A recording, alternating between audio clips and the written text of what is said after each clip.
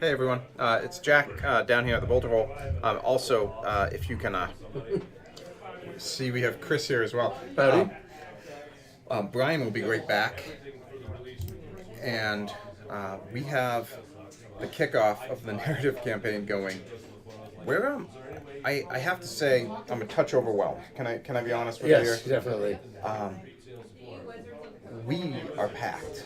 There are a lot of people here to play 40K tonight. We're pushing 20 people just for 40K, and that's before we even talk about the Magic crowd that has grown as well. So it's loud, it's full, it's pretty terrific. Yeah, it is. It's great. It's great to see that many people in here. Yeah, and we had to set up 2 additional tables. What we really could have done, we could use an 8th table with a number of people here. But currently we just can't make that happen. I actually brought my stuff to play, and I got drafted into this instead. Yeah, so so there's a lot happening. Brian's here, he has all the information about Vigilus. So it's amazing. We're pretty stunned, I would say, here with the turnout. It's amazing. We're happy. The tables look amazing. There are a lot of really well-painted armies out there. Good spread, too. Good spread of armies. Just to give you an idea, I'm going to rattle this off real quick. Death Guard, Imperial Knights, and Loyalist Death Guard Coalition.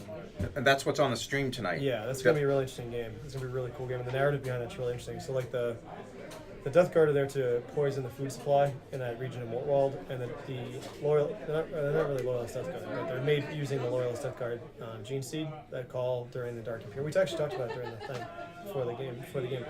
And they're there to actually take Death Guard Gene Seed. They want to capture corrupted Gene Seed and see if there's a way to reverse engineer it. And really bad idea, but try to save Death Guard. Save the Death Guard. Bad idea, but they're going to try it. Yeah, good. Give it a shot. We got Craft World. Actually, let's show you through the tables what's happening in the games. Should we do that? Sure. Well, whatever's clever. I have it done somewhere.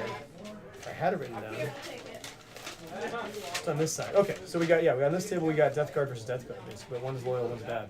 We got Orcs versus Death Watch and Scrap City. Scrap City. So it's an Orc table that you've made that's freaking awesome. I like it. Yeah. And the Death Watch is just trying to assassinate the Orc leader, the war boss. That's what I would do if I was Death Guard, but cool. Hopefully, it shouldn't happen. Though, it shouldn't happen. My hope is, because Derek has been bringing his frag cannons, and I've been giving him crap about it for weeks. Against Rob, who's the nicest guy ever. The nicest guy He's ever. Literally the nicest dude ever. And so my hope is, fingers crossed, the Orcs are able to pull out a victory, simply because I'm tired of frag cannons. Okay, can I just get rid of the frag cannons? I took care of Burke's orcs the other week, and Derek took care of me last week. So transitive property. Yeah, transitive property. We're going to do updates throughout the night of what's happening at each table. So for those keeping score at home, they can kind of really root for your orcs. Go Orcs. On another table, we have a really interesting game. We have Eldar Coalition with Les and Chris taking on an Imperial Coalition of Sisters of Battle. And some Crimson Fist who just got Trapper Tactics. Nice. So the Eldar are trying to retrieve an ancient artifact in the forest of Mortwald. And the Imperials just think there's some dirty Xenos there polluting their forest. So, and the thing they're trying to capture actually does mortal wounds if you get too close to it. Oh, good. So it'll be interesting to see how that game plays out. Cool. And Les is using a brand new army. He just literally just painted the Eldar. Yeah. It's the first time. He by the way, is an incredible painter. I think we had his Custodians on here 2 weeks ago. We did, and it actually was our most watched video so far. It's beautiful. That said, I'm also trying to convince Les to bring his armies in so I can do a showcase. Because Stormcast too. Stormcast is beautiful. I very much, I'm very excited about doing showcase armies and talking about different people's armies because like I've said in my blogs, the playing against a fully painted army, looking across the field, a fully painted table, and a fully painted battle happening, it just really enriches the game, the experience. It's very immersive. It is. It's super immersive. When I see bare plastic, I don't really want to play, honestly. Yeah, at the risk of sounding snobby, I still want to play. Yeah, I mean there is. I've always felt like, hey, if you're getting started, you have some bare plastic, but making progress. But you can't. It's hard to create a story in your head when you're looking at gray plastic models. Yeah. Yeah, agreed. On another table we have, this is an interesting one too. We have Tau versus Chaos Space Marines. I forget which Legion Chris is playing for his Chaos Space Marines. So Ramon's got this really cool narrative behind this Tau army. There's a citizen they're looking for, and they're actually playing on Lochendai. It's the fantasy board. But we're saying it's actually like a resort town for Imperials. So it's like Sturbridge Village. Oh yeah. But it's, Sturbridge. yeah. We call it a resort town. It's a resort town. Well, I mean, Mortwald in the background is a resort town for like the really rich, for the rejuvenate. So. Well, and that has the new.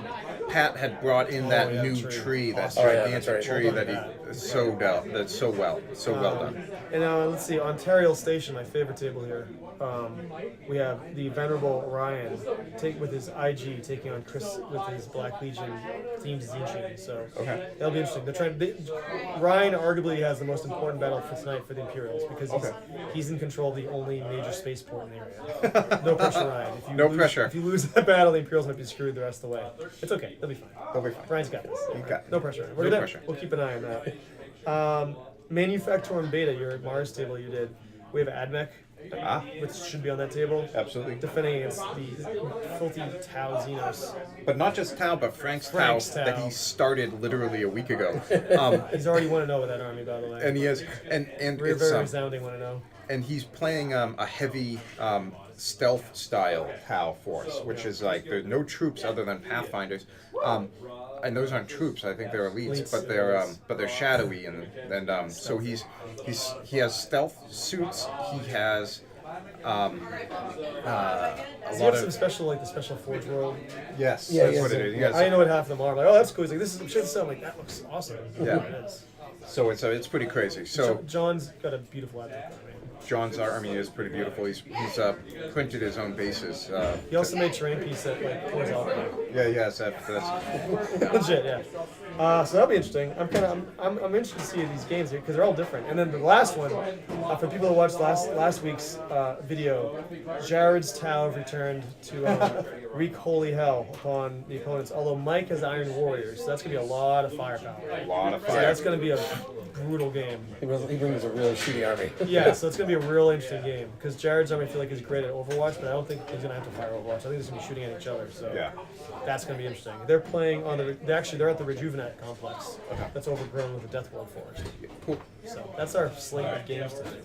Yeah, so it's pretty crazy. So, and the game that you're going to be watching is going to be the Death Guard versus the Primaris Space Marines with some nice see what the allies. objectives are real quick. So the objectives are green, little green. The objectives are little green pegs. You can kind of see them on the tiny bottom of our screen here, but this will blow up and you'll get a full view of it. That said, there's a lot happening here. So between Brian and Chris and I, somebody should be here commenting as we go through the game. I'll probably be bouncing in and out to the register. Brian will probably be bouncing in and out, taking care of our mission queries and such.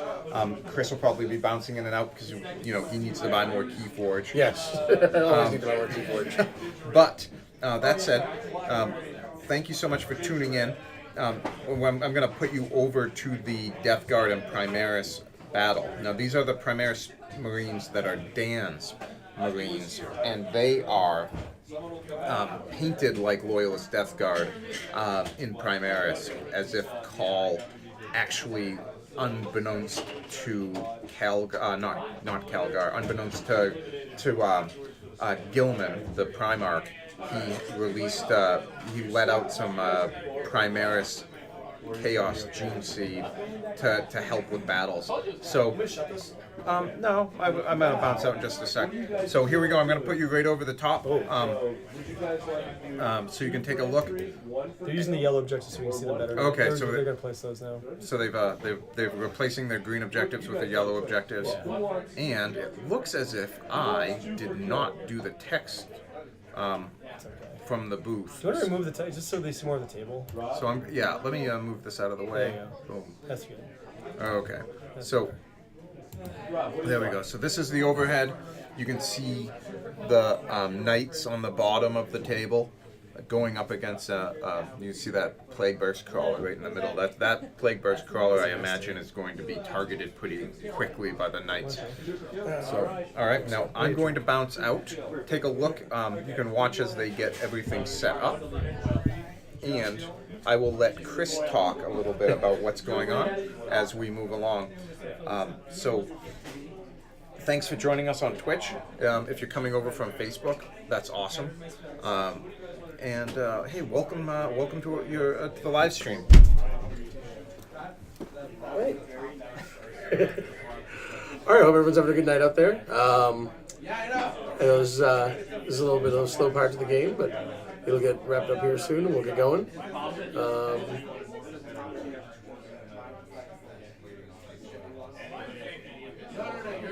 Sorry about the background noise. It is bursting at the seams here tonight at the Boulder Hole, like Jack was saying. It's great to see such a big crowd out here. Real 40K and Magic.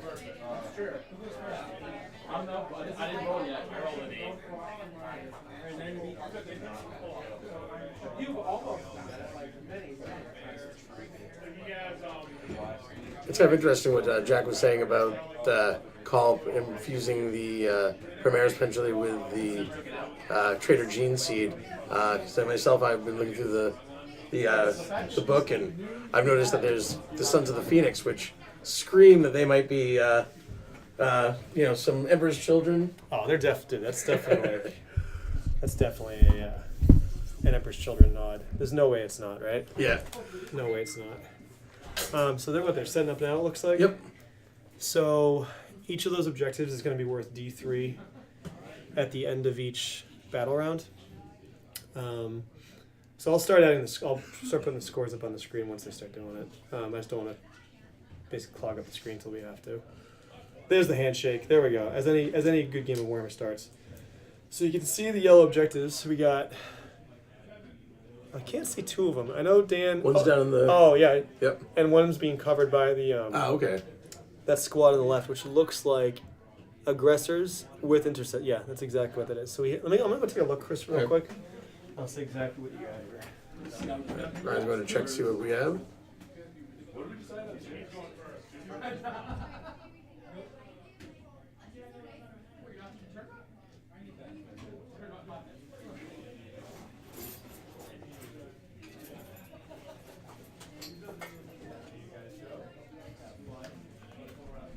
Okay.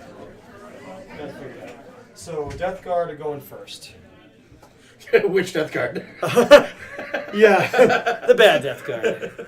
Well, I forget Dan has named the army. They're not called the Death Guard. I forget what he called them. I'll find that out next time I go out there. So the Death Guard are going first. The Imperials are going second. The Imperials on the bottom left hand of the screen. It might be a little hard to tell. On the far left of that line, there's 5 intercessors. Then there's 6 aggressors. Then there's a knight armiger. Yes, it's a knight armiger. Underneath the yellow, in the middle, towards the bottom of the screen, that's another squad of 5 intercessors. Then you have a knight helverin. Then you have a knight preceptor, from left to right, of course. And then you can't really see them, but just to the left of that last knight on the right, that's a knight helverin. There's another squad of 5 intercessors. So he has his intercessors basically spread throughout the line. And you can look at Dan's arm. Oh, by the way, he has 3 inceptors off the table. Okay. So he has a very shooty army. And you can see, I think, what are you expecting from the Death Guard? Because I think they're going to be a little different game plan than Dan, I think. I'm not really sure what they're going to do. I don't think I've really seen them play before. Okay. I mean, I'm expecting this Nurgle army to be a little more aggressive than the Imperials. Because it looks like that big blob of 30 plague bearers that you can't ignore. That's true. The Poxwalkers are going to have to try to get up in their face. And the Poxwalkers too. But I mean, those plague bearers really would be worrisome to me if I'm the Imperial player, because it's going to be hard to deal with, and they're going to be sitting on those. So you can see, and also you can see the different strategies that place. So the players took turns placing the objectives, and Chris took a little different strategy than Dan. So Dan went a much more defensive-minded strategy because that's what his army plays, whereas Chris, you can see, put one of his objectives right in the middle of the table, and he's just basically putting his guys up there and putting them right in Dan's face, and threatening Dan's table edge immediately off the game. So it'll be interesting to see how Dan reacts to it and what he chooses to shoot. I feel like a lot of this is going to come down to what Dan chooses to shoot. Yeah, because he could just sit back and just blow them off their objectives. Or I don't think he has the firepower to do. I think he's gonna have to, like the knight, the big knight, the preceptor, and then his the armiger. I think they're gonna have to get into combat because I just don't think he has enough shooting to really just, like you said, erase that death card. I mean, they're just too resilient. They're too many, and he has a lot of bodies too. That's true. He does have a lot more bodies than Dan does. A lot of guys like those plague bearers are always going to have that invuln save. Those poxwalkers will have that feel no pain equivalent. Yeah, so it'll be interesting. And then that, like Jack alluded to, the plague burst crawler on the far right of our screen cannot be ignored. Oh, and he also has the drones, which are also very, very dangerous. So, Oh yeah, that's what I'm seeing there. Oh, you want me to go through the list? Yeah, why not? What they have. You know what? I'll go through the death guard list first, since that's the turn we're seeing. We're seeing the stuff being moved. So Chris's death guard Nurgle list. He's got 30 plague bearers, which you can see right in the center of the table. The bright green. Yep. He's got one herald of Nurgle, and it looks like one of them might be in the back far left. I'll double check in a bit. He also has a Scrivener, the guy with the cool writing guy. Yep. He's like not telling him, but he's the one that looks like he's sneezing. He's really cool. He has a few dudes from the Gellerpox, so those 4 little guys on the back objective at the top of the screen. Those are like the little, I forget what they're called, but they're they're almost like Nurgling kind of models from the Gellerpox that came in the Rogue Trader supplement for a kill team. He also is one of the big guys, and I think he's the one at the bottom of that building there, right near his hand on the left. Yep. He has a bunch of drones. I think he has like 3 drones. He has a Demon Prince who's really, really dangerous, and I'll point him out in a second. I believe the Demon Prince is along the right-hand side of the screen, right near the front of those cultists. That's what it looks like. I'll double check, but I'm pretty sure that's a Demon Prince, who's very, very tough. He played in that Santa game we played. Oh, okay. He's the one that basically tore through the Imperial side for the better part of the game. He's got a fair amount of Poxwalkers, but they're the ones right behind the cultists. Not the cultists, sorry. They're right behind the Poxwalkers? Plague Bearers. Plague Bearers, yeah. Let's see. He's got 2 of the Foul Blight guys, the characters that have the spewers. They're really nasty, and he's got a few cultists. So it's a pretty varied list with a lot. Those are the Nurgle flamethrowers, basically, right? Yeah. Yep. And so he has a lot of bodies. He has a lot of models, and most of them are pretty dispensable. So he doesn't have to worry too much if certain ones get killed. And the scenario they're playing is that each of these 6 objectives will be worth D3 at the end of each battle round. So by going first, he's elected to give Dan the chance to react at the end of each battle round, and it scores at the end of each of Dan's player turn, which is an interesting strategy, right? Yeah, because if he could even just get them, knock a few of them off from around the objective, then it could. So what do you think of that? Do you think it's a good idea or a bad idea on Chris's part to? I think it might be a bad idea. It might have been a mistake. Because, like I said, it gives Dan a chance to take advantage of that shootiness that he might not be able to completely obliterate them, but he could do it just enough for that turn. Yeah, I don't know. I mean, because I think Chris is a very aggressive build, so I think he's playing the army the way it probably should be, right? So I don't know. I think he's definitely you can tell it's an aggressive army. He's going forward with almost everything he has. So maybe that's what he wants to do. I think it's a smart. I know Chris is a great player. He's easy. Well, that's true, and it's not like he doesn't have the choice of which ones to remove. That was the other thing. Right. So I think he's doing the right thing by going first, actually, because I think it plays what his army does. So yeah, we'll see. It also means Dan will have 1 less round of shooting if he can get in there next turn, which he's going to with that drone on the left, and then depending upon what Dan reacts to. I don't see a lot of shooting in Chris's army besides the Plague Burst Crawler and the drones, depending on what weapon loadout they have. I didn't check. There's not a lot of ranged threat, so it'll be interesting to see if Dan's able to really deny him combat where he wants it, because Dan's army is basically almost the entire army is shooting based. So it'll be interesting to see how it goes. Yeah. So yeah. Anyway, each of those objectives were D3, so it could be fairly swingy. It's gonna be really hard, I think, for Dan to shift Chris's army off one of those objectives early in the game. What about the Inceptors? So that they're not coming down to the earliest turn battle round 2. What do you think Dan could do with those? Maybe he might be able to sneak in behind and yeah, I was thinking the same thing. Go for a leader, maybe a named character, something that he normally would be able to shoot at. I'm thinking that objective in the back of Chris's board. I'd be eyeballing that immediately because feel like that middle objective is going to be Chris's. I don't think he's going to go. I don't think he's going to be able to shift Chris off of that. There's so much stuff heading that way, and then the one on the bridge, he's just like, it's really cool. Chris Army's like swarming.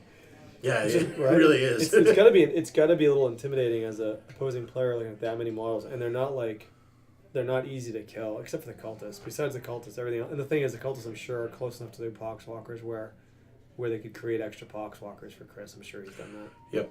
So yeah, it'll be interesting to see. So of these two armies, which one are you rooting for? I gotta go for Nurgle. I gotta go for Chaos. The Chaos. Even Nurgle. You rooting even for Nurgle, huh? Yeah, even for Nurgle. It's not like he's. Well, yeah. I've been playing Slaanesh lately. Not. So Emperor's. Khorne's the one they don't get along with. Yeah. Right? And so it's not like it's Tzeentch and Nurgle, because they Right. really don't like each other either. They don't know. I hate the that combo of Magnus and Oh my god. Mortarion. Yeah. Yeah, I have a friend who did that for a while, and then they got rid of that common faction keyword for being able to make battle-forged armies, which is probably a good thing. It was pretty silly having Mortarion and Magnus in the same army. Yep. Like, at least thematically, it's like they don't exactly get along. No, and and I definitely don't have much Nurgle personally. Looking at my stuff, I definitely have the most Emperor's Children, or stuff that is going to be Emperor's Children, and definitely Thousand Suns is my next biggest. Have you picked up the Noise Marine, obviously, right? Yep. Yeah. I had two of them. Oh, they're gonna be nice. my champions at first, and then eventually awesome. they're gonna be a whole. I mean, they're gonna have to eventually get the Codex treatment, right? It's gonna happen. I think so. It's gonna happen. Yeah. It's why not? And it's actually been a little while since the last Primarch release, right? Yeah, it's been a long time. Because when did Mortarion come out? Was it October last year? Or the year before, technically? Yeah, it was around. Yeah, because it was. So it's been over a year. Because right now is when the troops are coming out. Yeah. So I think Mortarion came out in October 2017. So October, November, December. And Layman Rust missed his release, and and the Lion as well missed his. And Yeah, I think this is smart for not banging them out too quick. Yeah. I mean, and there's no rush. there were three relatively fast, and then Yeah. slowed down. Yeah, there were three within. God, it was quick. So Rabute, I think, was March.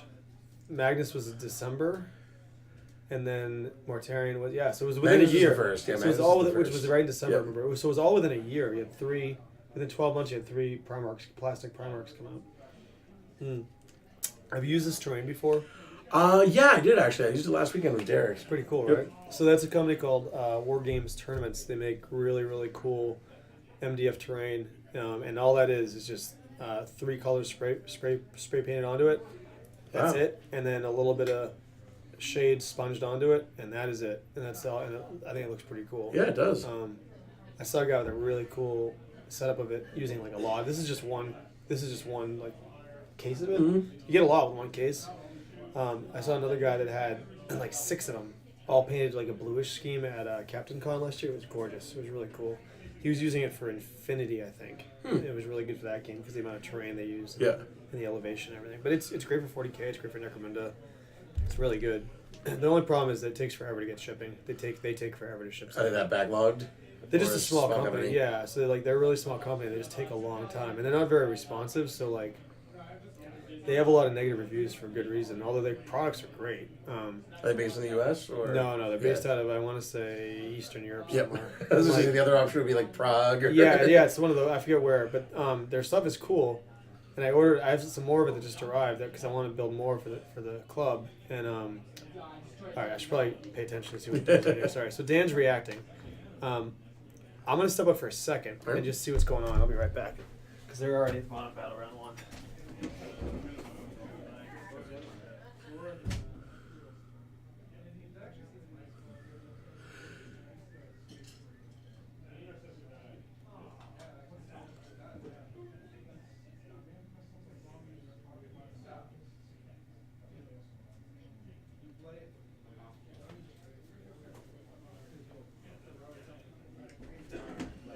So we got some spells. We got Miasma of Pestilence and Cloud of Flies cast on infantry. Nice. One intercessor got killed by the Plague Burst Crawler, and now the Imperials are reacting. So Squad or one intercessor? just one intercessor.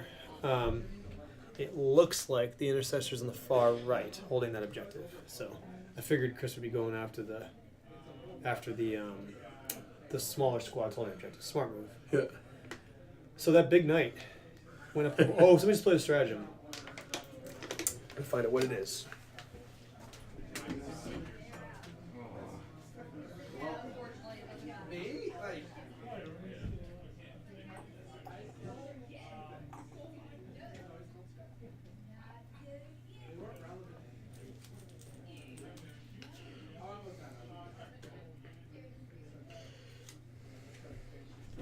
All right, so cool strategy. Warp Surge, played by Chris. So, those Plague Bearers have a +1 to their invuln save. Nice. All right, but they can't re-roll them for any reason, so that's kind of cool. So it's going to make them even harder to deal with. That's not going to be fun. No me gusta. So, what do you think of that knight moving up? Huh? He's not messing around. I know. Who do you think he's going for? I think he's going for the Plague Burst. So let me see if that Demon Prince is there. I think he might be right in front of him.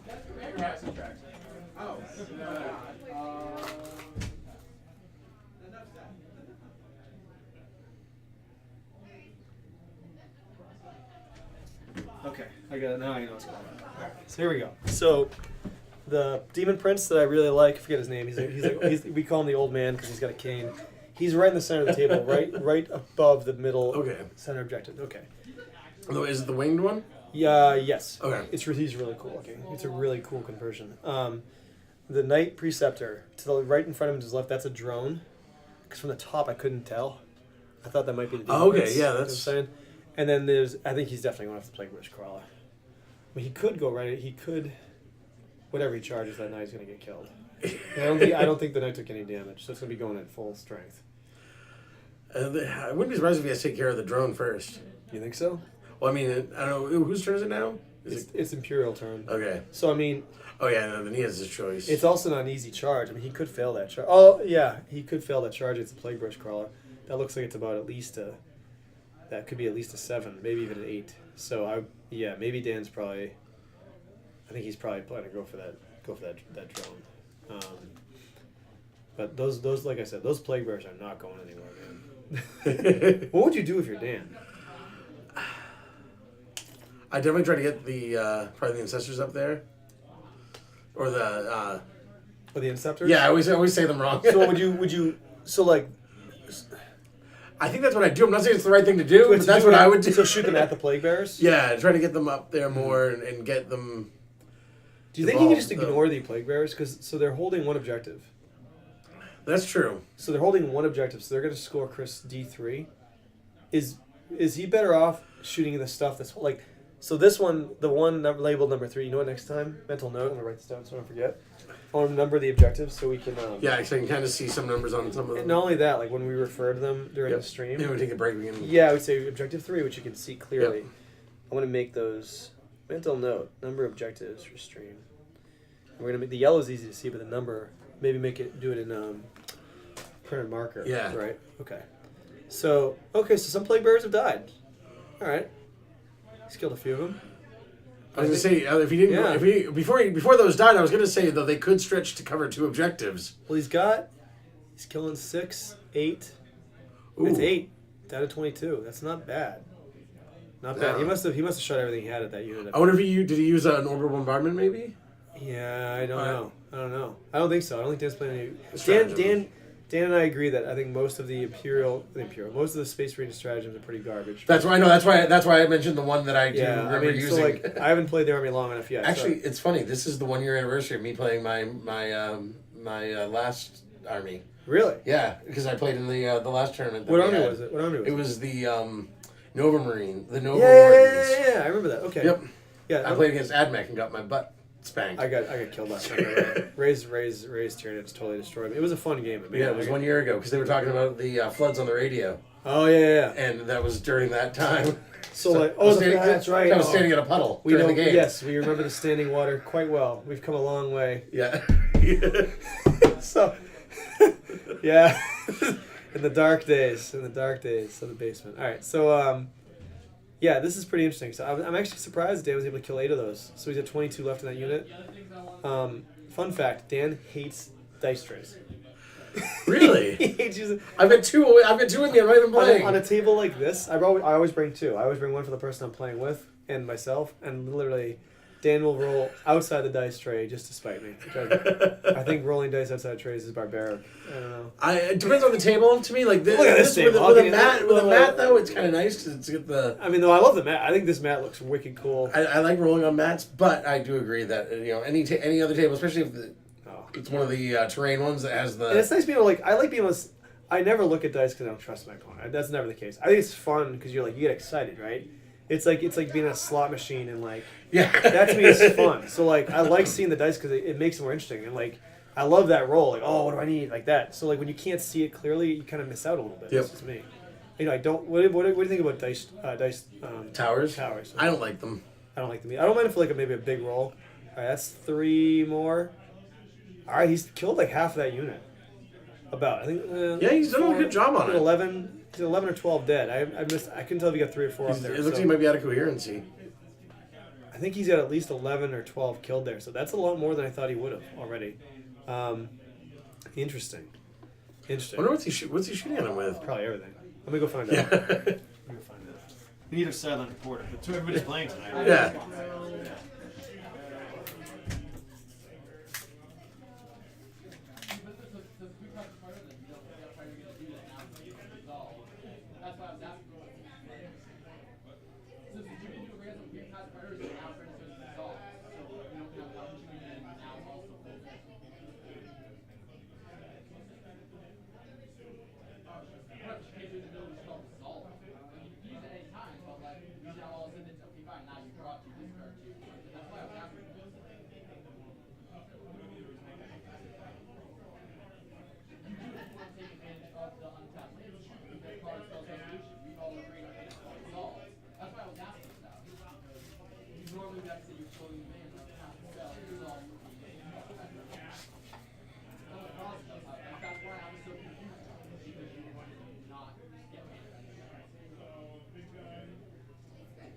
Maybe it does work. The way I thought it worked is because we don't pass priority on it. You don't get to then take priority back to the before it's called results. No, if you want to like have like pause and actually have that look that one up, because that may very well change how your time goes. So like that's how I understood it. The rest of this overall understood okay, it's called resolve, and now you're just going to it's called resolve. But by adding mana before it's called resolves, you're not doing that. That's why I was so confused. Because you weren't there. Right, so because it happens as part of the spell's resolution, you can't do anything, just goes ahead and because we're in the middle of spell resolving, it would untap lands. Yeah, we have a. I have to save Ryan because he's using a ghetto dice tray. No fear. Got an emergency dice tray.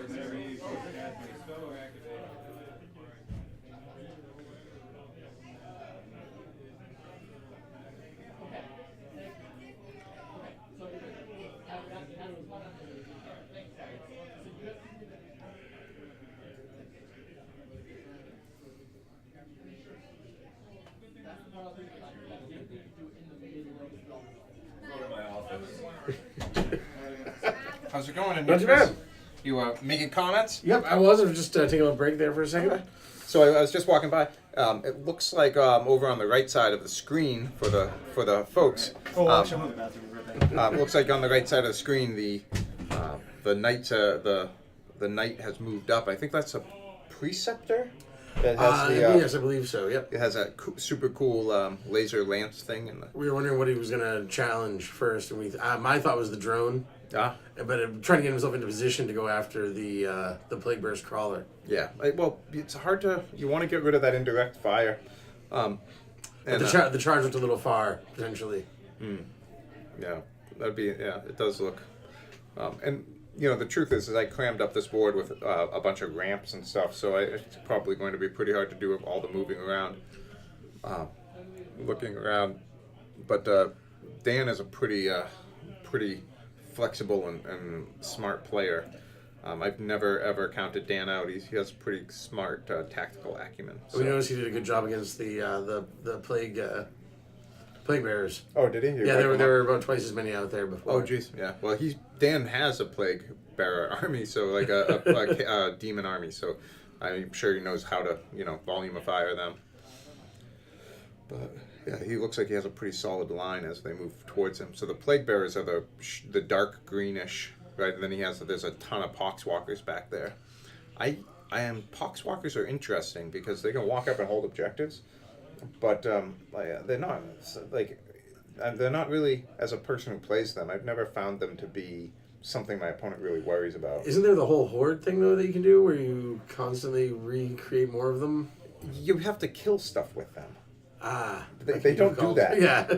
So if you have them next to another unit, and that unit, like like if you have maybe some death shrouds Yep. next to them, and they're slicing people up and killing them, right? I think that you might be able to grow that way, because I don't think the Hawkswalkers necessarily have to be the ones killing.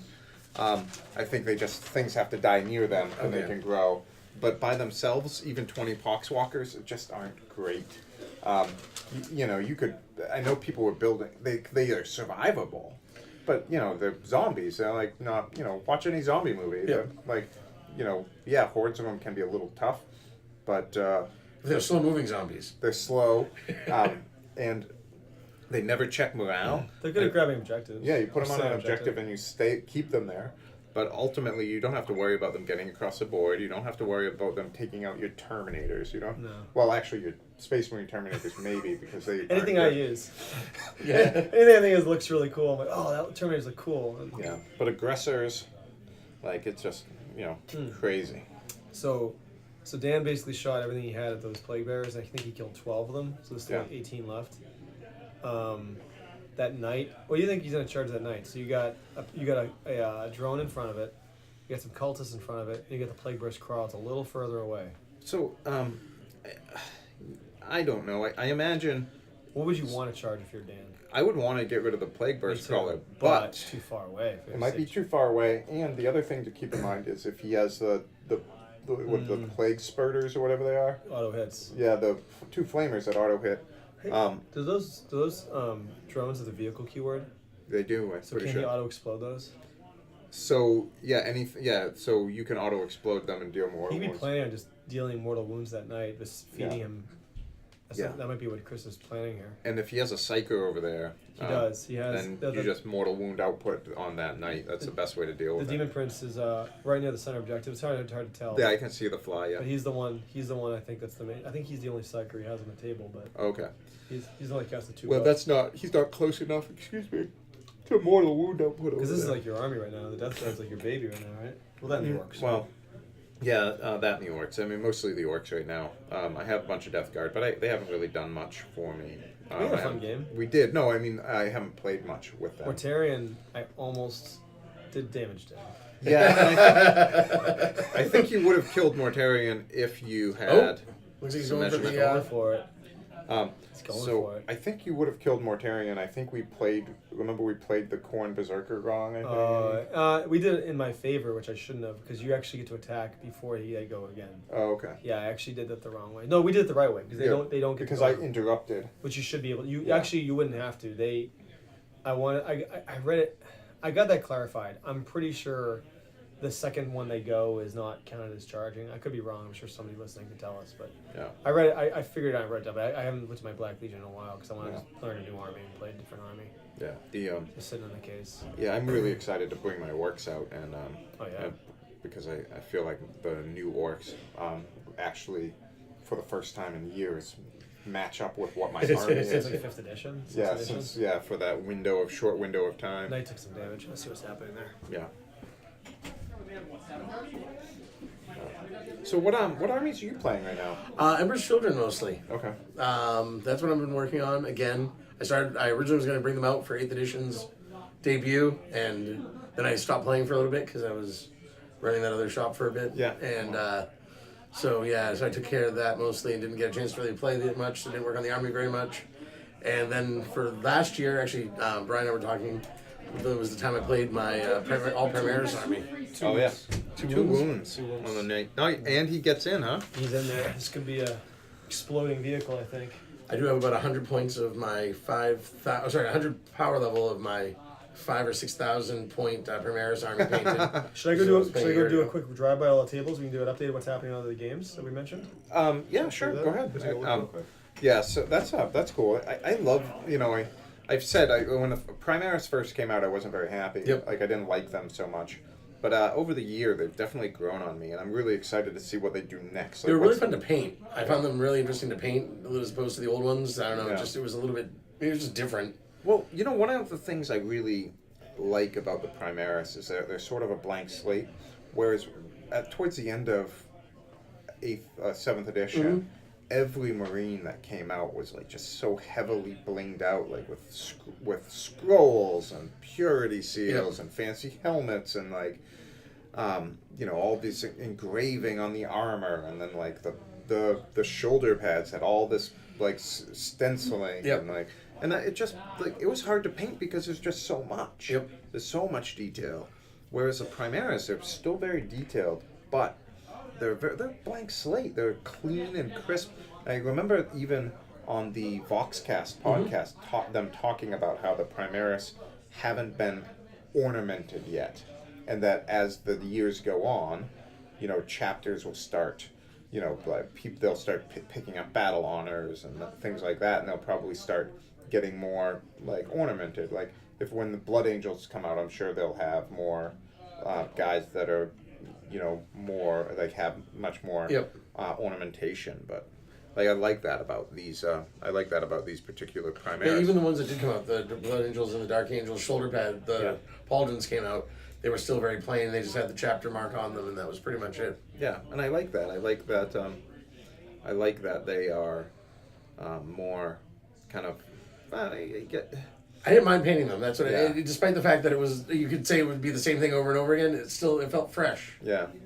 So I do. At some point maybe I'll pick up some of Primaris Marines. One of the things I'm hoping to do with I have a bunch of. I have a bunch of random stuff kicking around here and there that I found with like Stormcast and just loose models, and my hope is to just assemble them and prime them and do short videos like about different painting styles. So like on one guy, just this is how it looks when you oxidize them with this paint, or this is a way you can grit them up. So I would love to get some of those kind of easy to build Primaris solely for showing how to paint. So I think they just like they film well, they look cool. So they're easier to see the details without getting lost in the detail. Right. So, and but let's take a look here. I wonder what damage. 5 to 4 for the Loyalists after first round. 5 to 4. How much damage did you do that plague brush crawler? He has 1 wound left. 1 wound left. 5 to 4 in favor of the Loyalists. Let's bounce back over. You're going to see our faces. I hope you're ready. So I'm just going to bounce over here so I can edit.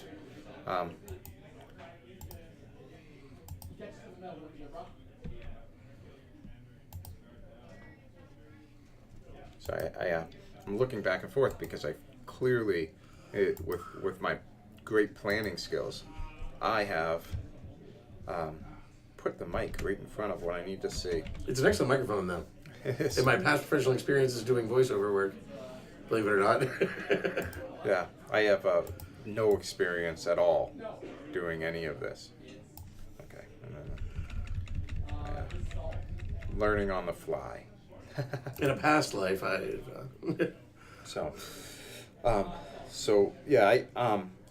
think the next model I paint will probably. So I've been painting terrain for the shop, but the next model I paint for myself will probably be another orc buggy. Yeah. Because I want to have. I'm running Speed Freaks here on the 20th, so I have 1 buggy painted. So my goal would be to get. My goal would be to get 3 more buggies painted, so I could do like a big battle of 4 for Speed Freaks when it comes out. And if you let me know if you need any help, if you want to do some play testing of that, I'd be happy to. Yeah, that would be good because somebody had come in and said that it's not the Speed Freak dice in particular aren't that intuitive. Yeah, I've heard that some playtesting should be done ahead of time. Yeah, so that's something I need to look into because every Sunday I'm trying to do some sort of small game. So last month I did all Necromunda, and that's awesome. But I find myself like my gang just got eviscerated a couple times. I was just putting together my Van Sars finally. But I still am going to. My goal would be to do 1 or 2. You see Brian taking pictures. 1 or 2 games of Necromunda a month. And then I'm hoping also to weave Titanicus in once a month too. But in order Okay. for that to happen, I have to actually get some of that. There's a lot going on. There's a lot going on. What's happening out there? Well, we went Chris's turn. Yes, We're gonna find out the score. I already did. It's you did? 5-4. Wait, Henry. Loyalists are winning 5-4. 5-4? Yep. So 5-4. And the plague versus one life left. Wow. Yeah. Would you, if you're Dan, do you just like ignore it and not finish it off because you don't want to do the mortal wounds you? Because at this point, it's probably only hitting on like 6s or something. Well, you can't. You can't not attack in close Oh, you're combat. right. We could retreat. Oh, because it's gonna be his turn. So if he doesn't retreat out, he'd have to. You're right. Okay. But what could happen is the plague brush caller could retreat, right? Right. That would probably be the best thing for it, so it gets a shot off, right? Or can it shoot? It can't fall back and shoot. It doesn't have a keyword fly. And it's not So- Ultramarines. Yeah. Huzzah. I did that last night. You have to do So that. his best bet is to just die and explode and Yeah. do mortal damage. Yeah. Because he'll just play a command point and make it blow and do some mortal damage to If the. you're Dan and yeah, you're right, because Dan will kill this turn, right? So the other table, did you hear the update from the other Yeah, tables? no. So on the what do you call it? Resort town, Yes. the Renaissance town with Tau versus Chaos Warriors. Pretty much a standoff, not a lot going on. They're kind of like they're being cagey. Yeah. On the Orc planet, it's the same thing. There's not a lot of shots happening yet. They're kind of maneuvering. Rob Ah. and Derek are being a little cagey.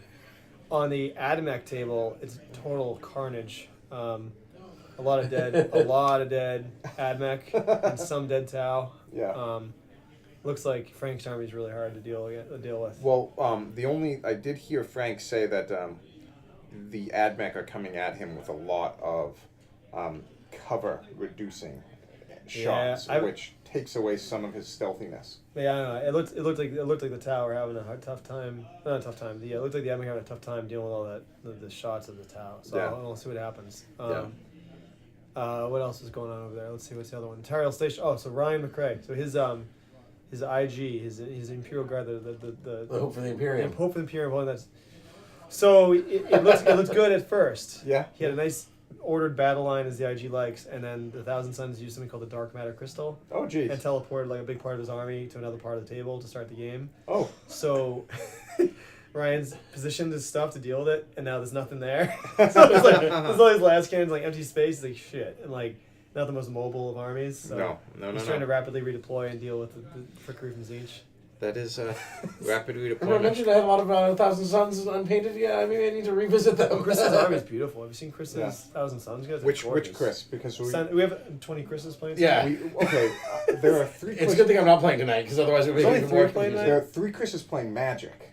Okay, hold on. And we have a Chris in the booth. There's 4, Hold on. I got Um, you. I got the list right here.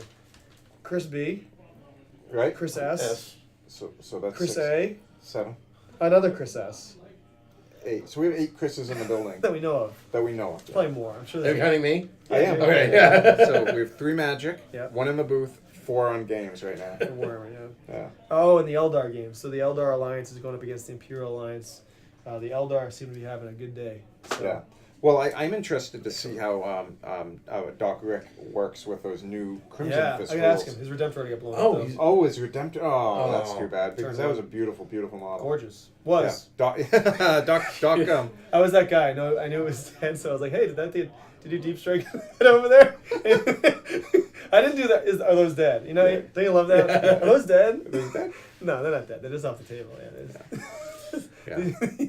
You deep strike me. He's like just a that. dick. So yeah. He's funny though. Rick's the man. Yeah, he is. He always feels beautifully painted forces. Everything. I've never Have you seen seen his Dark Rick. Eldar? I haven't, no. You should do a profile on his Dark Eldar army. Yeah. His Dark Eldar army is probably the most beautiful Dark Eldar I've ever seen. It is gorgeous. I've never seen him field an unpainted model. No, he doesn't. His Dark Eldar army is absolutely gorgeous, and like, he's good with every army he plays. It Yeah. doesn't even matter like what is considered a strong build. Like, he's just a real, and he's fun to play too. He's like wicked fun to play. Ooh, that drone's almost in combat, huh? Who's he going after? You think those intercessors probably? Okay. That drone on the left. So- I'm going to give you a quick. I have to click around for a moment. Somebody just mentioned that my link might not be working. Uh-oh. So the Twitch is working, but this would be the link. No. Hold on. Uh-oh. Hold on. Let's see. Channel. That's the one. That's the link you want to use. There you go. So we got the right link now, coming. Oh, Theo. Theo's playing here. Oh yeah, good old Theo. Theo. Hey, Theo. So hold on. Thank you, Theo, for letting me know. I'm sorry it took me so You long. probably won't hear it now because he's not watching it yet. Probably not. Well, it depends on how quick he is. But how quick the delay is.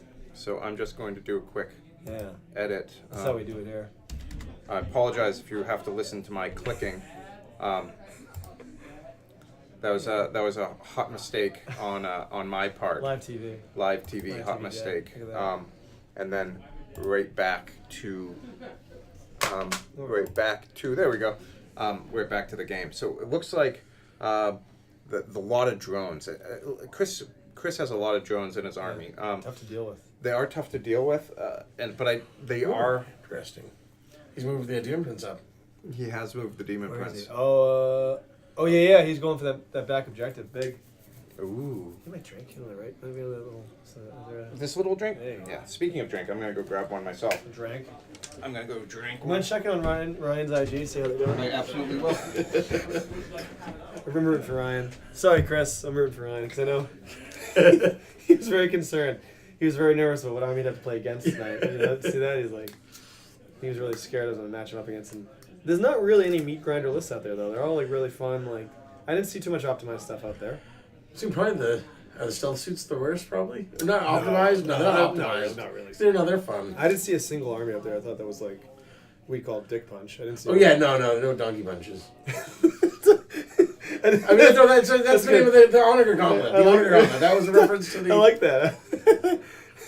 That's a reference to the Onager Yeah, Gauntlet. we- Onager is a species So of you know what's donkey. a word? You know what's a word I don't really heard used about cheesy anymore? And we used to use it all the time back in like a while back. Beardy.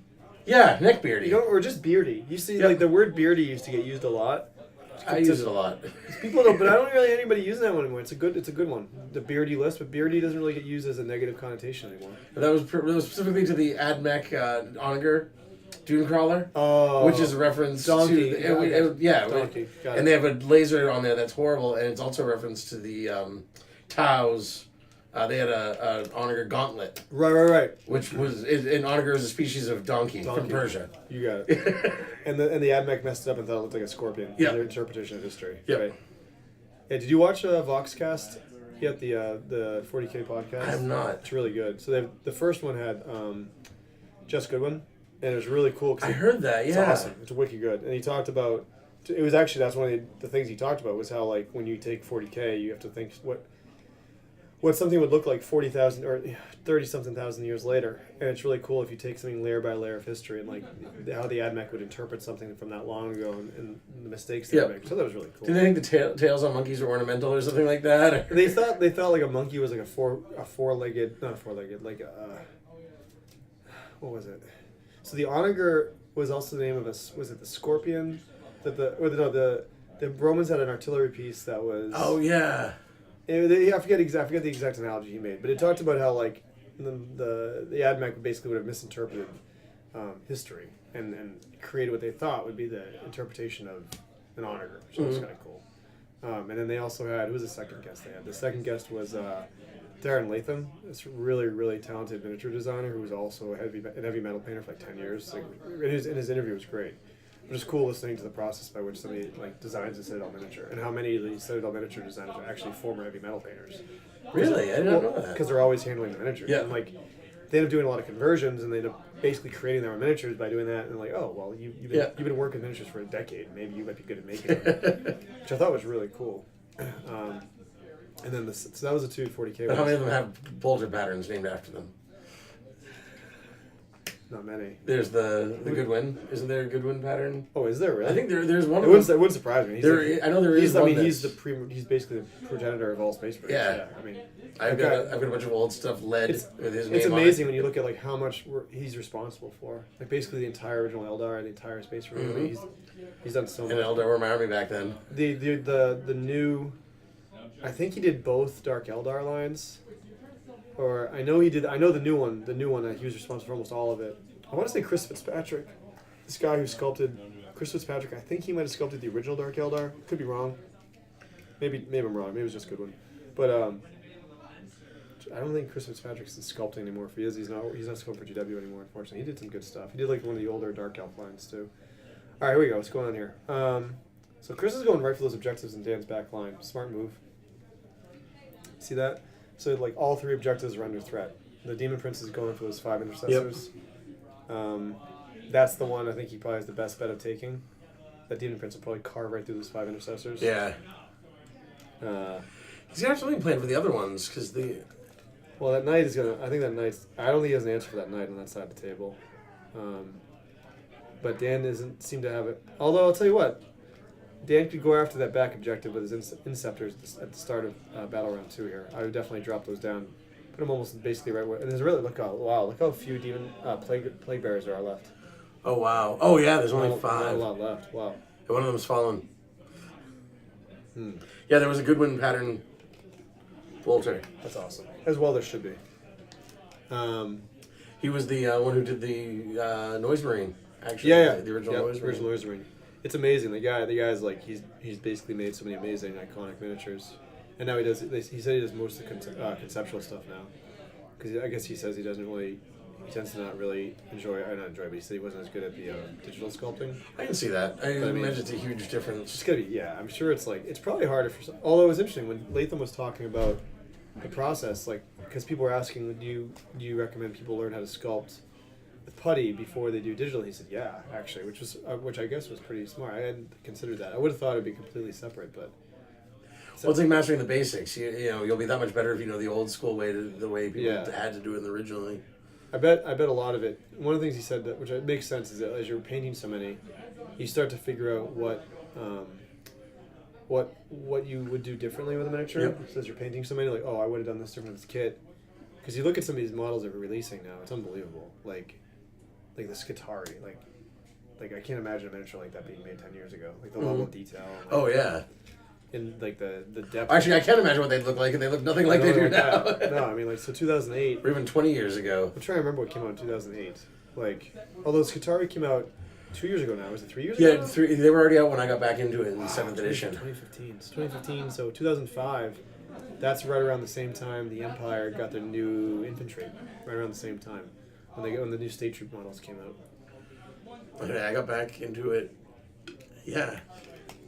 Yeah, right around the state troop models. 2006 is when I started getting, or sorry, 16 is when I started getting back into it. Okay. Yeah, the only time I was really out of the hobby was when I was in college. There was a few years, and that wasn't all the time. Basically, like sophomore year to junior year. There were 2 years I didn't really play. But then after that, so it was basically a 2 year break. And after that, I was in. For me, it was strange. I was into it back in 1987 and 89. Okay, wow, that's what that's like. That's yeah, awesome. I got my first rogue. I got my Rogue Trader rulebook the night I saw Dances with Wolves. That's awesome. To date myself I got there. okay, so I remember exactly. I got my Rogue Trader from the Gamers Guild in Milford in 1991. It was in October. I think it was like $30. Mine was 50, I think. Did you get the hardcover? No, I got the soft cover. Maybe it was 50. I thought it was 30. I guess it was. I could be wrong. I mean, it's a long time ago now. I still have it. So mine's in pieces. Oh, is it? The spine fell apart. Mine's pretty good. Mine's pretty good. You know they re-released it in hardcover. I know. At Warhammer World. Man, I wish we had something like that not in Texas, like close by. Hint, hint. Like an actual like a mega GW location like that would be cool. Maybe even Baltimore again. I'll tell you what, man. I'm pretty excited about this location. I know, this has been great. This is pretty cool. So this is our first big campaign night, and I think there were 16 people playing, but in the actual area, there's like over 25, 30 people here for Warhammer. Just hanging out, playing, hobbying. It's really cool. It's really, really cool to see a turnout like this for a brand new. Yeah, store, no, brand definitely, location. it's great. So it's really, I can't think of this being anything but a success. Every time the door opens, it seems like it's louder outside. There's more and more people coming. yeah, we actually have kind of a studio, huh? Yeah. This is kind of cool. It's kind of cool. I'm gonna go to a side shot and see what it looks like. I apologize. Actually, you know what I can do? I can go to studio mode. Let me see what this pole camera looks like. Oh, that's interesting. We're gonna transition for a second here. So, this is kind of interesting. You just gotta give me a different view of the action here. But you can see the terrain. There's actually multiple layers to this terrain. This is really great terrain for anybody looking to add to the Necromunda table or 40K. And like I said, Or any other game too, Infinity as well. Infinity, yeah. I mean, any sort of skirmish sci-fi game is really cool, and it's really quick to paint. You just cut it out of the board. I sprayed it right on the board, Super easy to paint. The whole set took less than 3 or 4 hours. That was it. It actually took longer to cut it out than to actually paint it. And it's not, you don't have to glue any of it. It just slides right together, and you can take it apart really easily if you need to for storage. So, Yep. Let me switch. So if you only have a temporary table. Yeah, it's just it makes transporting it really easy. Okay, so it looks like the knight has command of that side of the field. He'll probably looks like the plague burst backed out of combat. It did. Yeah. It looks like and what happened to everyone else? They charged down there. Oh yeah. I'm gonna go check out what's going on. We're back. See what happened down that corner a little bit better.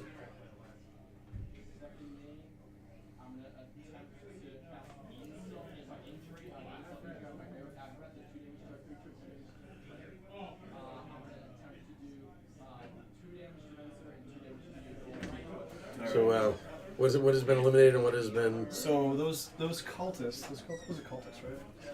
I think so. Yes.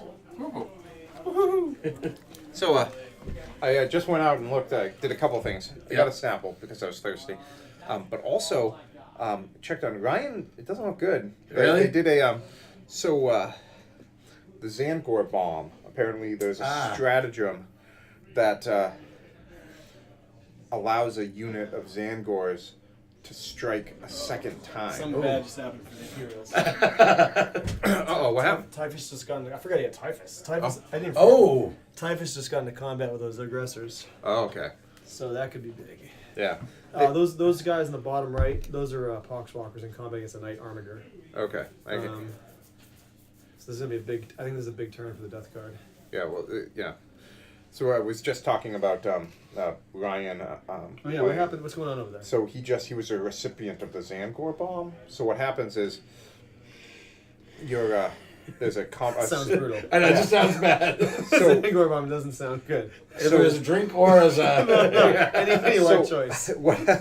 So what happens is that you play a couple stratagems. One stratagem gives them +1 to wound, which is huge against guard because they already are. Are Zangor strength 4? I'm not sure, but Probably are. They look like they are. But so the +1, the +1 to wound on their wound rolls is big. Yeah. But then what happens is they wipe a squad, and they consolidate, and then there's another stratagem fight again. that lets them fight again. So effectively, they just like wipe two They squads. wouldn't be able to fight that second unless they declared a charge though against it in this charge phase, because you can't fight against something you haven't declared a charge against. Interesting. So that might be something that people need to know because it seems like a pretty interesting stratagem that people are using. You can't fight against something you haven't declared a charge against earlier in the charge phase. So you'd have to like Double charge. they'd have to be close enough where you were able to charge both. Yeah. So, but Even that happens with that happens with corn berserkers. If you don't, because you get the second round of combat. So if you hadn't declared a secondary target to that charge, you wouldn't be able. You kind of can lose that second round of attacks, depending if they wipe out that first unit. Okay, so effectively, you have to do a double charge in the hopes that you can do a double wipe. I'm gonna check myself as we're talking about this because I'm like 99.9% sure of that, but I'm almost. Yeah. And actually, having some very Malay-oriented noise marines, I'd be interested in hearing that too. Yeah, I'm almost. I could be wrong, but I'm almost positive that I'm right. So so then in other tables, the Eldar look to be really doing a lot of damage to the Crimson Fists and really kind of hemming them in. Although some aggressors just got in range, so I'm sure whatever they just targeted just disappeared. And then it has to be a target of a previous charge in that phase. Okay. So they would have had to declare a multi-charge for that. then the and then the Tau versus the Chaos Forces. Yeah, what's going on over there? It looked really In the resort town. in the resort town. It looked pretty bad for Chaos actually. Because and I only say that because the Chaos General was looking a little a little glum. a little glum. And also there was like it looked like some, Where does it go? it looked like there was a Tau suit that was in the back of the lines. And that makes me think that Zangor bomb. Yeah, that just. Should we get Ryan? It's no way to live your life, son. It's no way to go through your life, son. Zangor bomb. Mistakes happen. Yeah. So not only did Ryan he deployed and then the other guy moved everyone. He's not gonna like Thousand Suns after tonight. No, and then he Tell him I'm gonna paint next. and then he got Zangor bombed. Yeah, but his like It's just IG though. Jolly- When the squad dies, who cares? He's got plenty of other squads. yeah his jolly band of misfits just jumped out of the magic school bus. He said. So we'll see if his veterans can do anything. But he also has like so many guys, and if like a unit at IG, I feel like it must be kind of a fun army to use because when a unit gets wiped, they're like, okay, got Yeah, plenty so- more coming. Ages ago, it looks like Typhus did a ton of damage. There's 1, 2, He's- 3, 4, 5, 6. Let me check it out. But ages ago, I had a so I played orcs for the longest time, and then in I want to say 5th or 6th edition, I moved up to Dark Angels, but I went with complete death. Obviously, skill 4 of the 6 aggressors. 4 of the 6 aggressors. Wow. So I went to so the Dark Angels have what they have Deathwing. Deathwing. There we go. So I went from playing orcs to Deathwing. So it's like I was so used to picking up orcs, Yeah. right? So like people would be like, "Oh, that Terminator's dead," so you'd pick it up. But it's like, "Oh wait, that's like 5 orcs right there that That's a just lot of died." stuff. Right? Like, and so when you have 25 total models, and you pick one up, that's a big deal. Yeah. And so one bad turn of rolling effectively kills that entire. How poorly force. costed is like an all Deathwing army at this point right now? I don't know. It must be like pretty tough because everybody's. No.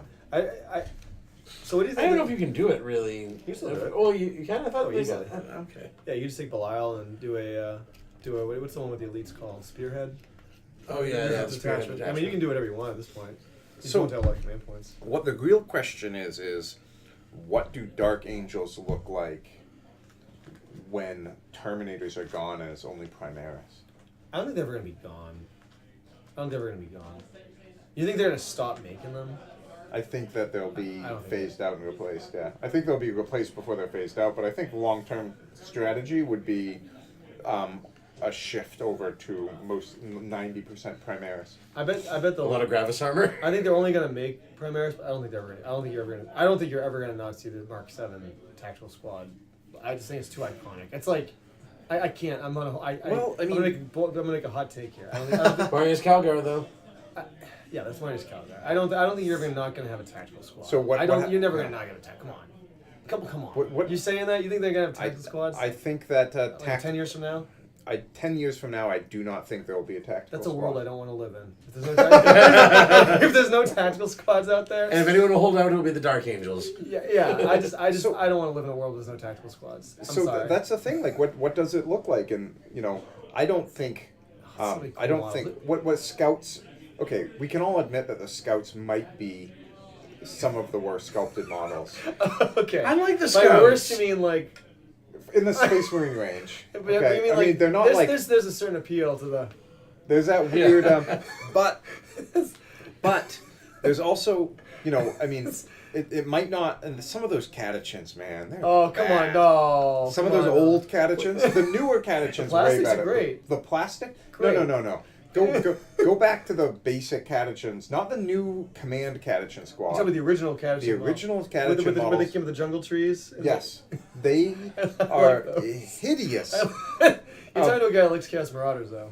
Okay, I mean, they're basically the Chaos Marauders. Of right. 40K. Remember the terrible possessed that were around for so long? I still have those. They're just Anyway. you mean these are the possessed sprue, you mean? Or you're talking about the actual plastic possessed? Well, They're still around, aren't they? I think they are. You You still still, special order them. you can still get them. they were like just Yeah, terrible. because I have the old where they just had the possessed sprue, and you just Yeah. put on the remember the old possessed sprue? Oh yeah. And the Noise Marine spurs. Just like regular gosh. possessed. Noise. Anyway, what That I dealt with all Okay, night. Stop so- saying. I don't know what's going on. Hold on. So anyway, so scouts, they need to get. They'll be gone. I think. I like the Scouts. I don't know. I don't know. They're ugly. I know. So I feel like scouts will be gone. I feel like, in I think that the basic Primaris squad replaces the basic tactical squad in sales in a few years. I got a bold prediction here. Bold prediction, huh? It's not looking good for the Imperials, guys. Well, that's because Typhus just showed Wait, up. he's got those guys in the high orbit now. Three Inceptors. I don't know. What's So the guy who said he was rooting for Nurgle. Yeah, I think Dan's just his shooting was good. The problem is, like you said, Typhus get in there quick. Did he deep strike him down? Yeah, And he got the 9 off charge. I think he just got the 9 on the charge. He must have. yeah. Because That's I don't tough. remember seeing him at the table. He must have deep struck him down and charged him in, and Yeah. 4 dead aggressors later. I don't think Dan was expecting that. Well, yeah, the 9-inch charge is tough. He does have that knight on that flank. He'll kill that. Although he can just ignore that. He still has 2 objectives though. What he Yeah. could do is he could ignore the walk. He could ignore the crawler, walk over to the left, shoot and blast the things holding the other. Although it's only 1 model, it's gonna be hard for him to. Unless he can wipe out that unit holding. Well, one thing we're gonna do, I think, would be a good idea is we with a dark, like a thick black marker, is number the objectives. So when Yeah. we talk about the objectives during the game, we can say objective 4. That way, it's really Yeah. clear on the screen which one we're talking about. Right. Yeah, it'll be. Yeah, because right now it doesn't look like Dan's doing much with objectives, and he has a couple, but He has 3. He has 3. He has 3? where's the third one? It's to the left. It's underneath the intercessors to the right of that knight in the bottom left-hand corner. So he still, Okay. has, he still Oh, has okay. all 3. But Okay. And then if he can get that 4th one, I think he can get the one in the back using his Inceptors. Not this turn, but I think he can shoot them as they come down, kill those 4 guys holding it, No. and then get on there. Because those green guys are dead. The ones that are on the back Yeah. part of the table, those are just on the table. yeah. No. But I think Chris Bradley is about to do some more damage. This is. So he already charged in. What are they doing now? They must be doing the. Let's see what they're going. Because I know they should be done with this turn.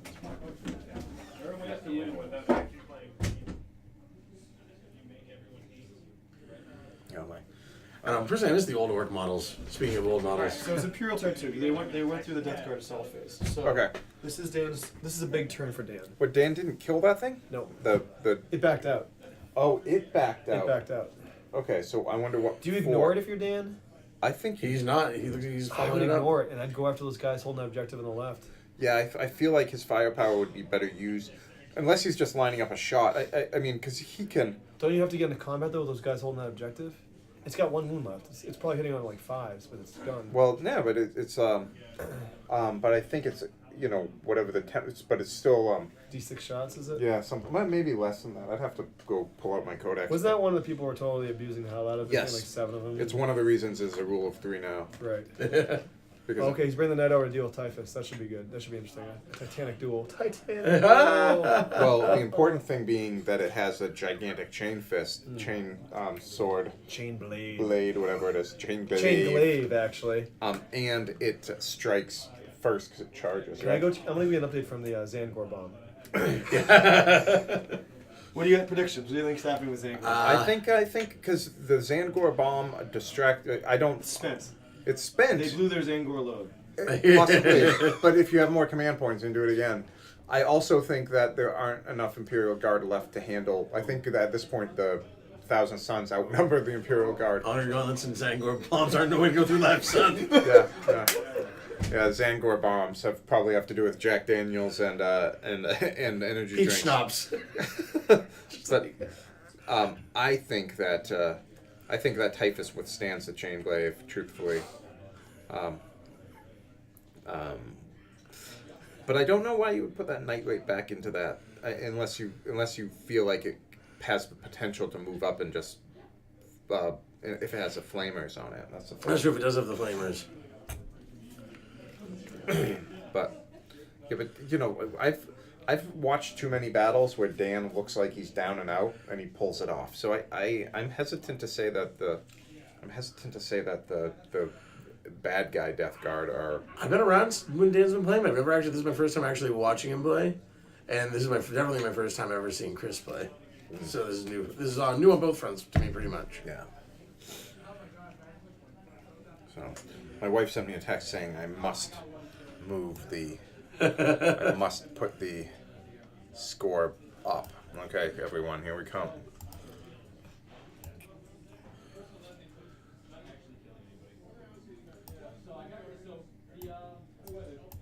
Okay. All right. And what is the score now? So at the end of last turn, but Alright, I got an update. oh, The Zangor bomb has been used. It is spent. It was wiped off the table by the veterans in the Magic School Bus. Really? And the IG are holding that landing pad. Wow. Against all odds. against all odds. Almost sounds like an 80s song. Right? There's not a lot of Chaos Space Marines fighting the Tau left. That Tau Force is pretty powerful. Yeah, and, and our friend, the Chaos player, did not look very happy. No, I don't blame him. It looks like he's having a hard time. There's a lot of shots coming his way. I don't blame him. Yeah, but I will make his day a little better because on Necromunda, I have some random. On Sunday we played some Necromunda and he acquired some random loot I rolled for. Nice. So we, not this weekend, but the following Sunday we come back to Necromunda and we're gonna kind of. Where can they play Necromunda, Jack? Right here at the Bolter Hole Noah's Arcade. Right here at the Bolter Hole, so we got a full-on list of.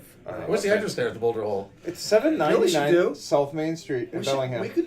We got to figure out how to do this because Twitch people do this all the time. It's cool. You can do an interface where at the bottom, you could have like a news stream Ooh. of stuff happening at the Bolter Hole with a score line. Could make it look like an actual score. We could do that. So Wow. so it would look like the interface of like an actual sports game. That sounds That'd be like kinda too cool. much work. No, I think that'd be cool, right? That'd be kind of cool. Maybe do live updates. Yep. Be kind of fun. Yeah, I think next level stuff is have even like I got to figure out a way to do. I was talking to a buddy of mine who does wireless mics, and we can mic up the players. Although on a night like this, it's too loud. Yeah, It's Well, depends on how good they are canceling background noise. So let's just. There are 16 people Just playing. just playing 40K. There are, but when I came in here, there were 2 or 3 people painting Count and five. just hanging Yeah, out. I kind of like about 25 people just hanging out. And then total. there are like Magic. How many people play Magic? It's a I lot. think there are like 12 people playing, 13 people playing Magic. Yeah, So not bad. that's a pretty packed house. Yeah, for how long has it been open? A month? We've been open a month. Yeah, Not bad. Not first bad. major campaign launch. Yep. it is. Yeah, this is huge. So A lot of people have come in. I mean, I'm glad that. I mean, certainly, Brian, we couldn't have done it without you helping to organize the Vigilus. I keep telling myself I need to get better at like organizing and thinking in that campaign mentality. I like doing it. I feel like personally I struggle with it because for instance, I'm running Necromunda and. It's a good one to do though. If you like, that's a good one to do. Well, I struggle with like how to balance, right? So, there are some gangs that can just go forever. So if it's like if you follow the rules of each mission, it's like, oh well, you end the battle and another gang is gone. Well, it's like you have to rule it so people don't get their gangs decimated, right? right because and that's what's happening is gangs are just getting the crap kicked out of them. It seems like a very unforgiving game campaign wise. It seems like if you get behind the 8 ball, it's hard to recover. It is. Is there a ball out roll in Necromunda? There is, but There is, but you voluntarily bottle, even if you've done all the objectives and you've done everything well, and the other team is just still alive, You can effectively and they can get pound you and pound you and pound you until you're basically gone because you can't do the damage to them. it's almost like the problem that 40K had. I don't know if it still does. We'll see with the way the changes to chapter proved of just armies are just designed to table you. Yeah. And they can just ignore the mission effectively. Right. So, excuse me. That's one thing I've always liked about AOS, and I wonder. Not that I ever play 40K competitively anymore. Not that I ever was really good at it. But I do like watching. I think it's fun watching the competitive play, and watching the people try to cheat. which is almost, I feel like, not every time, but it's. You guys saw the London GT stuff, right? No, not this time. Oh man. Yeah, it is hard to listen to podcasts where you hear people like justifying like pathetic. oh well I mean this is just a simple mistake. It's like no dude literally like used his like his body to accidentally move his stuff like 2 inches forward. Oh, like, change right? that. Or change wound counters, Or change wound marker counters. white counts. It's just, Yeah. and it's like the same guys getting caught. It's like guys that show up with dice that don't have 2s on it. Yeah. What? Yeah, that happened. I got caught once with a die with only 2s and 4s. I didn't realize it. This happened to a guy who's actually a very, very, very popular streamer on Twitch and a very well-known hobbyist, and he actually got caught at I want to say it was a Feast of Blades. It was a long time ago. It was like 8 or 9 years ago. But a guy got caught using an army that re-rolled 1s Okay. and had dice that didn't have 2s on it. Wow. See, at least 2s and 4s, it was an accident, and also, what did that get me? Right. I think we all have stories of playing people like that. Right. But it's like I unfortunately I feel like the competitive community in general doesn't really. Police itself. I think it doesn't. And they don't ostracize those people either. Like they kind of get allowed to keep playing. Well, I think it's hard to ostracize when you know that those tricks are things that you've used. Yeah, or like people that win do it. Not always. I mean, there's certainly people out there that don't do that stuff. Well, he was at the Vegas Open too recently. That basically, normally by all accounts, he was supposed to be a really laid back kind of guy, and then Oh, you're talking about the dude that tried to he screwed the gentleman from Connecticut, the one who used to play at DP. Yeah. What's his name? Alex. Yeah. Alex got screwed by Yeah. Tony Grapanda. That's that's exactly because I know someone who played the guy earlier in the tournament. At the end of the movement phase, the whole like Terminator's teleporting down. And by the way, how well did Alex handle that? I was pretty impressed by the fact that guy handled it as well as he did. Yeah, I mean, and yeah, like that's the thing, you letter of the law type thing, but then when the letter of the law is applied back on you, what are you going to do, right? So so he got the fairly instant karma because like it was two turns later. Well, another round, yeah. Yeah, two rounds later in the tournament, somebody does the same to him, and he, the response is, well, hey, normally I wouldn't do this because you did this to Alex. But you did this to Alex earlier. So, you played it out of order, and now, it's your turn's over. Yes. And effectively, that ends the game at that level, at that competitive level, because everyone knows what everything does. I just don't like. I feel like when I play this game, and I love the immersive, and I to each their own. But I've never understood. Wanting to spend 2.5 hours across the table from somebody that I have to babysit and make sure they're not going to cheat. Yeah. Yep. And I just don't want to do that. I'm sure we've all played people like that. And sometimes you luck out. You go to a 3-round tournament. You don't play somebody like that. But I seem to seemingly always have to play at least one of those guys whenever I go anywhere and play a tournament. So, just quick. We followed by somebody. We're followed by a few people, so I want to. Big C lady. Yeah, Big C lady or Big Clady. I don't know which one. But maybe it's a book lady. Yeah. Anyway, thank you for following us. What's the other one? Theo. Hey, Theo. Hey, we know Theo. We know Theo. And Theo, thank you so much for giving us a heads up that I put up the wrong link. So we can see who's watching right now, actually. And also, quick, go to Plan B. Theo's in there. Theo's in there right now. Thank you. Theo's in there right now. So, go to Plan B is also following us. So hey, thanks a lot. That's awesome. Appreciate that. I mean, we're just getting started and having some fun. So, let me go find out what's going on because I think they should be towards the end of Dan's turn. Oh, it looks like the Plague Burst Crawler is gone. The other thing that's interesting is I've played these the Plague drones. Or excuse me, the bloat drones. Yep. I think because Plague drones are a totally different thing. The bloat drones are tough simply because they're tough because they if your dice are hot. If your dice are hot, Looks pretty the tight. drones. Looks pretty tight. So, so I figured out what's going on here. So those two green guys in the bottom middle line on the left, that red die. Yep. Those are his two Nurgle characters. Those are the Herald and the Scrivener. Oh, okay. And they're just hanging out there. There must be some sort of synergy between them and Typhus. It looks like I don't know what he's measuring for right now. Other than that, besides the Typhus on that side of the field, it's pretty much just Dan's stuff. The center of the table, the Demon Prince is about to charge in. It looks like next turn, and probably make mincemeat out of that final Intercessor squad. Yeah. There's still the the Helverin Knight. As we go left to right in combat with the drone. That right-hand side with the Helverin, not Helverin, the Armiger. That's the Helverin, sorry, that's the Helverin. They're stuck in with a bunch of Poxwalkers. Yeah, and the Armiger just charged into Typhus with a Warglaive. Yeah, I think this is an important combat for Dan. I think he has to kill Typhus here. Yeah. But that knight, what do you do with that knight? I think you just stand back or you move towards and just hammer things with shooting. Yeah. I want to see if he automatically blew it up. I want to see if he made it totally. Oh yeah.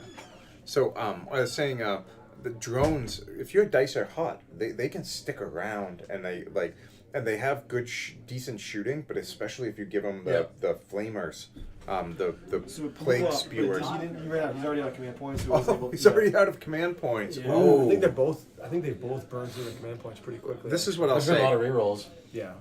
Command points. It's What a great better concept. it's better to be gone with to have no command points turn 2 than to be turn 5 with 4 left. Can we Or talk about 5 command points? left. So I've never in my life would I think I'd be saying that Chaos Space Marines have something that's better than Space Marines.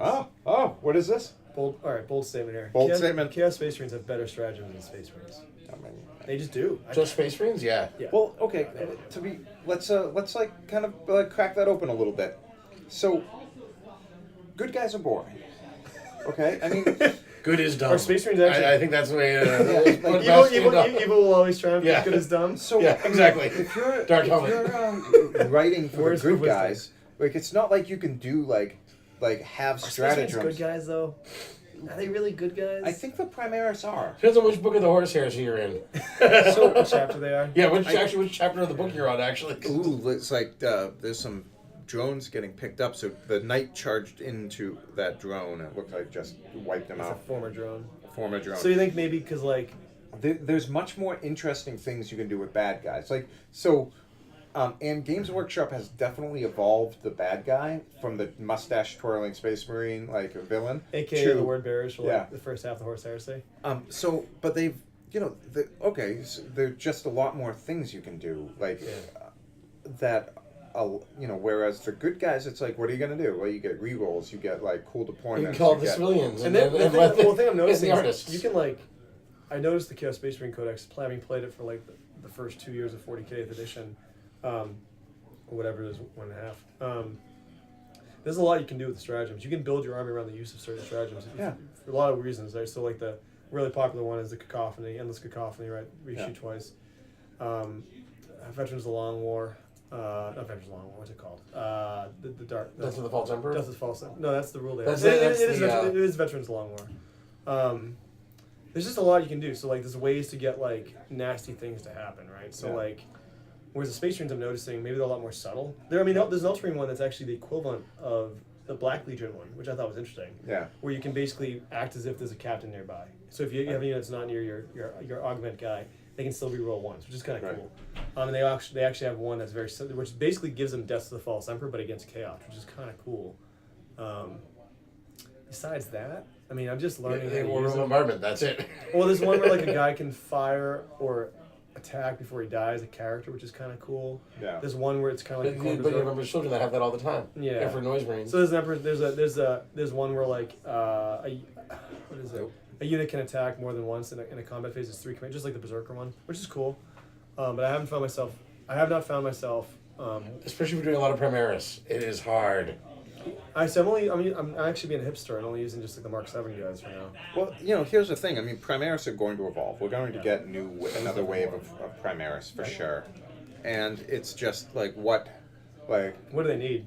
well, they need something combat. with speed and Yeah, something close with combat. close combat, Like right? a jump pack kind of equivalent, or maybe bikers of some kind. Yeah, so like bikes or Jet if bikes would be cool.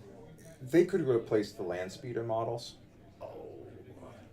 So I I like these old models, man. I have the really old one now. I have the old metal Yeah, one. the original. so the land office speeder chair and model. rockets. You don't like the Slane Speeder Storm with the dudes hanging out with the No, scouts? I think that I think the scouts are one of the first models on the chopping block. No, if I had to, no. I just I kind of like the, I don't know, the scouts are fun to paint. I have a don't know. soft spot for older models, man. so And I know the okay, big and belly scouts. So You know, there was one model of scouts that have a big belly Speaking- and a big fat head. speaking of big belly, as a little like Oh, here we go. So Hey, whoa, help- hey, help- hey. um, Gonna get personal. No, Bloody Forge Hair is World. a shape. Forge World released a pre-order for a Helmet Wolf, the Blood Bowl. Oh yeah, I saw Look at it. that shot. Look at that. Like I love the fact that they embrace that like this is one of the oldest Blood Bowl characters they've ever had. We're gonna make him a fat old dude with a chainsaw, and like love it. I think there's gonna be so much conversion on that model. Like so many people buying that, like cutting up other models, sticking on Remember cool the old heads. Chainsaw Warrior game? If they turn him into Chainsaw Warrior. Yeah, well, so his whole thing was he comes in, he has a chainsaw, he cuts people up, Yep. and then Gets kicked he out. gets kicked out of the game. The Karlov on Kill model looks pretty sweet too. Yeah, Yeah. look really cool. Their Blood Bowl models are awesome. I agree. I really enjoyed painting. And the Necromunda stuff too. Yeah, they are. Necromunda, I haven't like the painted new the Nec- heads. Oof. I really like the. I did. What's his face? The orc. I got the Beast Man. What's his name? Varag. Gulcher. Yeah, awesome. He's big. Holy crap. Yeah, but I don't. How do you chew a ghoul? Really hard. Really Very carefully. consistently. like Very it's like thoroughly. gum. It's always going to regenerate. You're never going to get rid of it. Well, that was a great that great character, Grom the Paunch. Do you remember Grom the Paunch? I do remember Grom. Remember why he was fat? Because he ate a troll, and the troll's body kept regenerating inside of him, so that's why he kept getting fat, because he couldn't digest it. Oh, I guess that means That's you why don't grow- really have to Fun eat. fact, you just learn, look at that. People at home just learn some Just useless learning some useless info. Grow on the punch. He's also the only greenskin to ever successfully land on Ultiman, the original High Elf Homeworld. Really? Didn't go too well for him, but yeah. So, There's all sorts of interesting things knocking around in there that aren't really useful, but yeah, I gotta recall that one. Can't remember people's birthdays or anything important. Yeah, that's not a big deal. I remember back when the Eye of Horus was the symbol for Horus was the Eye of Horus. Yeah, of course.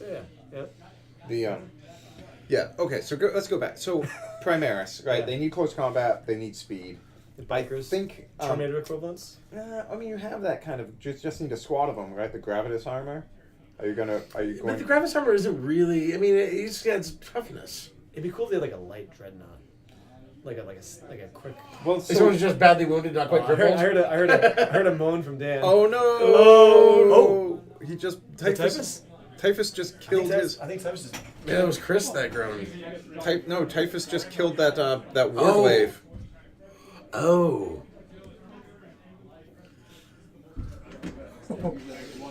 That's a former knight. That is a former knight. Oh. So what's I Typhus? just took what model was being removed. Typhus is gonna make. I think Typhus is gonna. Basically go Karn on that side of the field and just solo. So it's fun. I was reading Plague War, and That's the sequel to the Dark Imperium. sequel to Dark Imperium. How And was so it? what's Reboot takes his force and he takes like everyone, and he goes to this planet where Mortarion is. It's like he knows it's a trap. He knows he's been baited. That's where they were talking about the end of Dark Imperium. Wasn't they talking about? Parmento or something. Yeah, like Parmenio. And Yeah. so he lands there in force, and they there's some really cool scenes in there about like Titan mandibles and things like that That's walking. cool. And they have these 7 plague towers that are like spitting out these gigantic. Typhus is attacking. There's this giant orbital station that that Typhus is attacking, and his whole fleet goes after this one station because if he takes it over, he can turn the weapons on the planet. Oh, is it okay? On the ground, it's Mortarion and a whole bunch of Death Guard plus like these 7 great unclean ones. These 7 like. It's cool. Is it the dude from Ajax? Remember the guy that they? Yes, he pulls him off Ajax. Mortarion's like, you're getting, and he's like all pissy because. Oh, it's the grumpy one. Yeah. He's He's like, I don't want to leave. This is my plague place. I'm trying to make the best plague here, right? And so it's really interesting. And but there are a lot of like cool and interesting elements. But I love they have Typhus in and he's the way he attacks to take over this.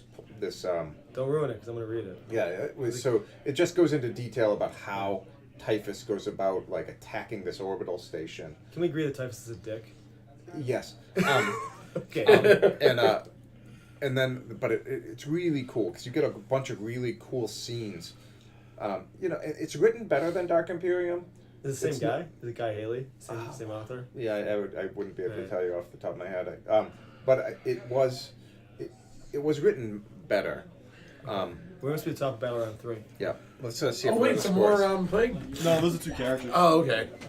So it was written a little bit better, but what I loved about the book is that you get some really cool snippets about how how warfare is conducted. 11-10 Imperials at the end of Battle Round 2. Do you want to do the prize giveaway?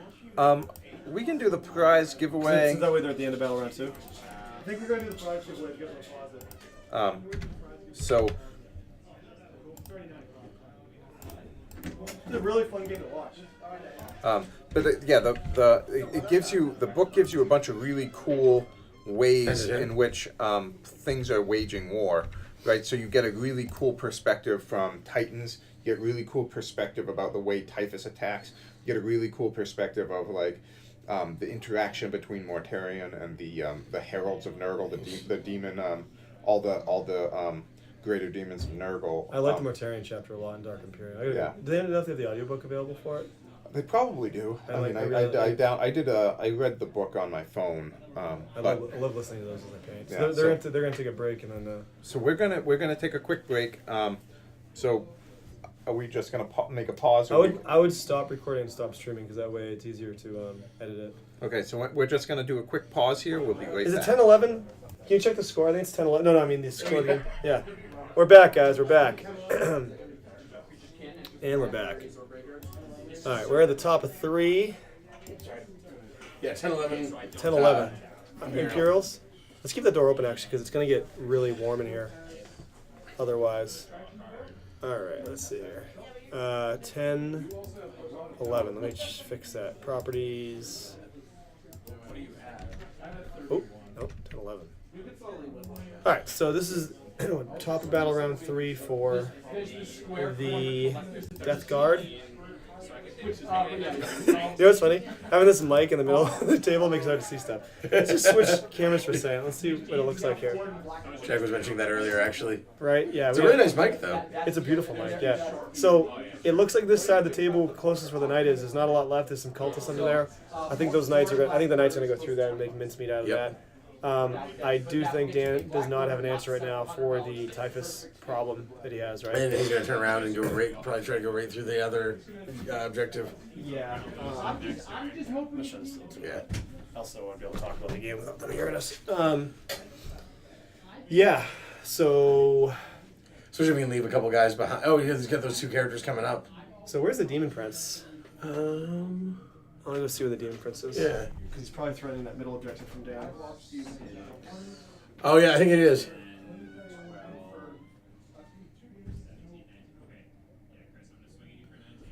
Okay, so next week we have to raise the cam up a little bit because we're not catching the very bottom of the table. Ah, okay. And the Inceptors are back there, and the Demon Prince is back there. So actually, I might be able to move. Have his Inceptors come in? The other? Yeah, let me see if I can see him here. I can't really see it. So, boop. They're kind of like. Let me see if I can get a better shot here.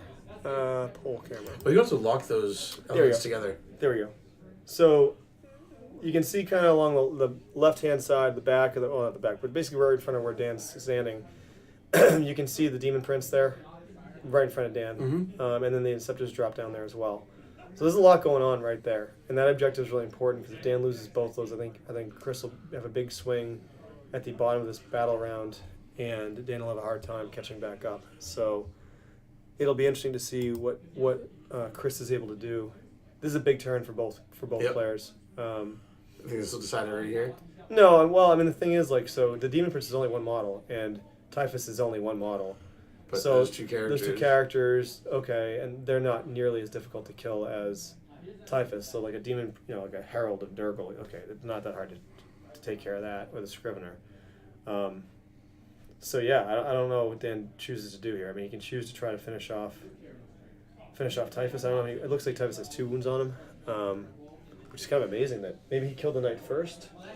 I'd be curious to find out what happened with the armors, or maybe the armors are just whiffed. I'd be very curious to see what happened there. We'll get an after-action report anyway. But yeah, really, really good game so far. Really good game. And in the spirit of the narrative, this is supposed to be a massive food depot, foodstuffs depot, because Morwold is the breadbasket of Vigilis. So this will go along with this game, and then I think the game with the landing pad will be really interesting for the narrative. And it didn't look good for the Imperials on the landing pad. Ryan seemed to be. Yeah, he said he lost the landing pad. Oh, did he say he lost it? Yeah, he lost the landing pad. So yeah, we'll see what happens. But he still had some paratroopers apparently in a Valkyrie on their way. And I said there was gonna be like the bus, and they were gonna say next stop.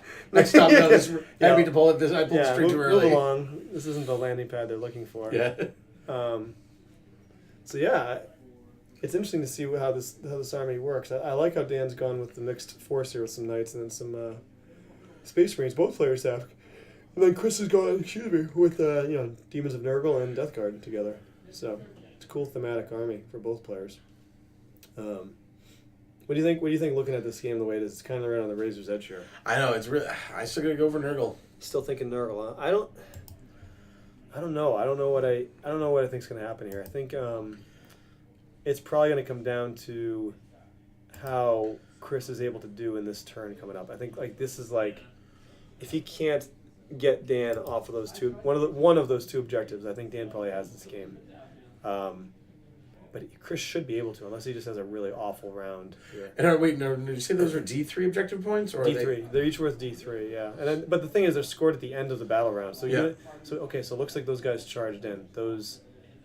The characters. One of the characters charged, and I believe that's the herald on the left.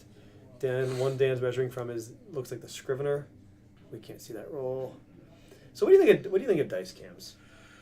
Dice cams? Yeah, like during a stream game. I don't know. I always thought they were a cool idea, but I found that it's really difficult to find out what the hell's being. Unless you have somebody at the table and they stop the game, it can. I mean, we've had people sit at tables reporting to us during these games, and sometimes it's good, but oftentimes we can find out really quickly just by asking. And you can kind of interpret what's happening. It would be a little slow and might not be as interesting. It does slow the game down, and you don't really want to interrupt the players. You want the players to be able to enjoy the game, and so it's good just to be able to check in and find out what's happening, but. Dice cams, I almost feel like the only time it's ever really big is if it's a big roll, like a. And what if they don't roll in the tray? Like these guys. No, we'll actually say I mean, because we've used dice cams in our old videos on our old channel. We tried it, and it's almost like, if it's not a big roll, then very rarely do you really need it. Because I've seen like I love Warhammer Live. Like Warhammer Live to me is the best streaming out there for online for watching Warhammer. I think they do the best job of it, and like. They do dice cams sometimes, and sometimes I feel like it's almost like I'd rather just see the game. Yep. Unless it's a big roll. You know, one thing I really like what they do. I love how they use dice that you can see clearly from the screen. Like that's what I was gonna say. Awesome. Now, like those purple dice that Chris has. Those would be really nice to be able to see the casino style. Yeah. dice. So what we might do is eventually just copy. I mean, they copy them. They're great at it. I love how they have the dice that you can see better from the camera. So maybe what we could do is we could have dice we provide to the players that they use for the game, because then it's easier to see on the camera. Yep. We also have to make sure the camera's a little higher. The problem is if you get too high, you start to get fuzzy edges on the outside of some of these cameras for some reason that we haven't really figured out how to fix that yet. It does seem like there's a slight artifact to the camera. Well, this we're good. This one it's just. Oh, I'm seeing like a slight bowing, maybe. A little bit, yeah. A little fisheye. A little bit, yeah. But I think this is probably the best it's looked in a while. Yeah. I really like the way this mat looks with the lighting. It does. It looks really good. I also want to add some lighting over the table when they're playing. The problem is you can get pretty hot for the players. That's the only problem, unless you buffer it. So this is the end of Chris's turn. Big combat. Looks like the other character did not get into combat, and it looks like he's more than 3 away because each of those squares is 2 inches. Yeah, so he must have just been out and he Right. rolled really. He must have rolled. He must have rolled the butt. This is one of my favorite fat mats that they made. Oh, nice. Yeah, because I love how Table War makes these mats, because they have there's markers on the mat to help indicate ranges for deployment, and it just makes it really easy. Since pre-measuring is part of the game, you don't have to worry about it.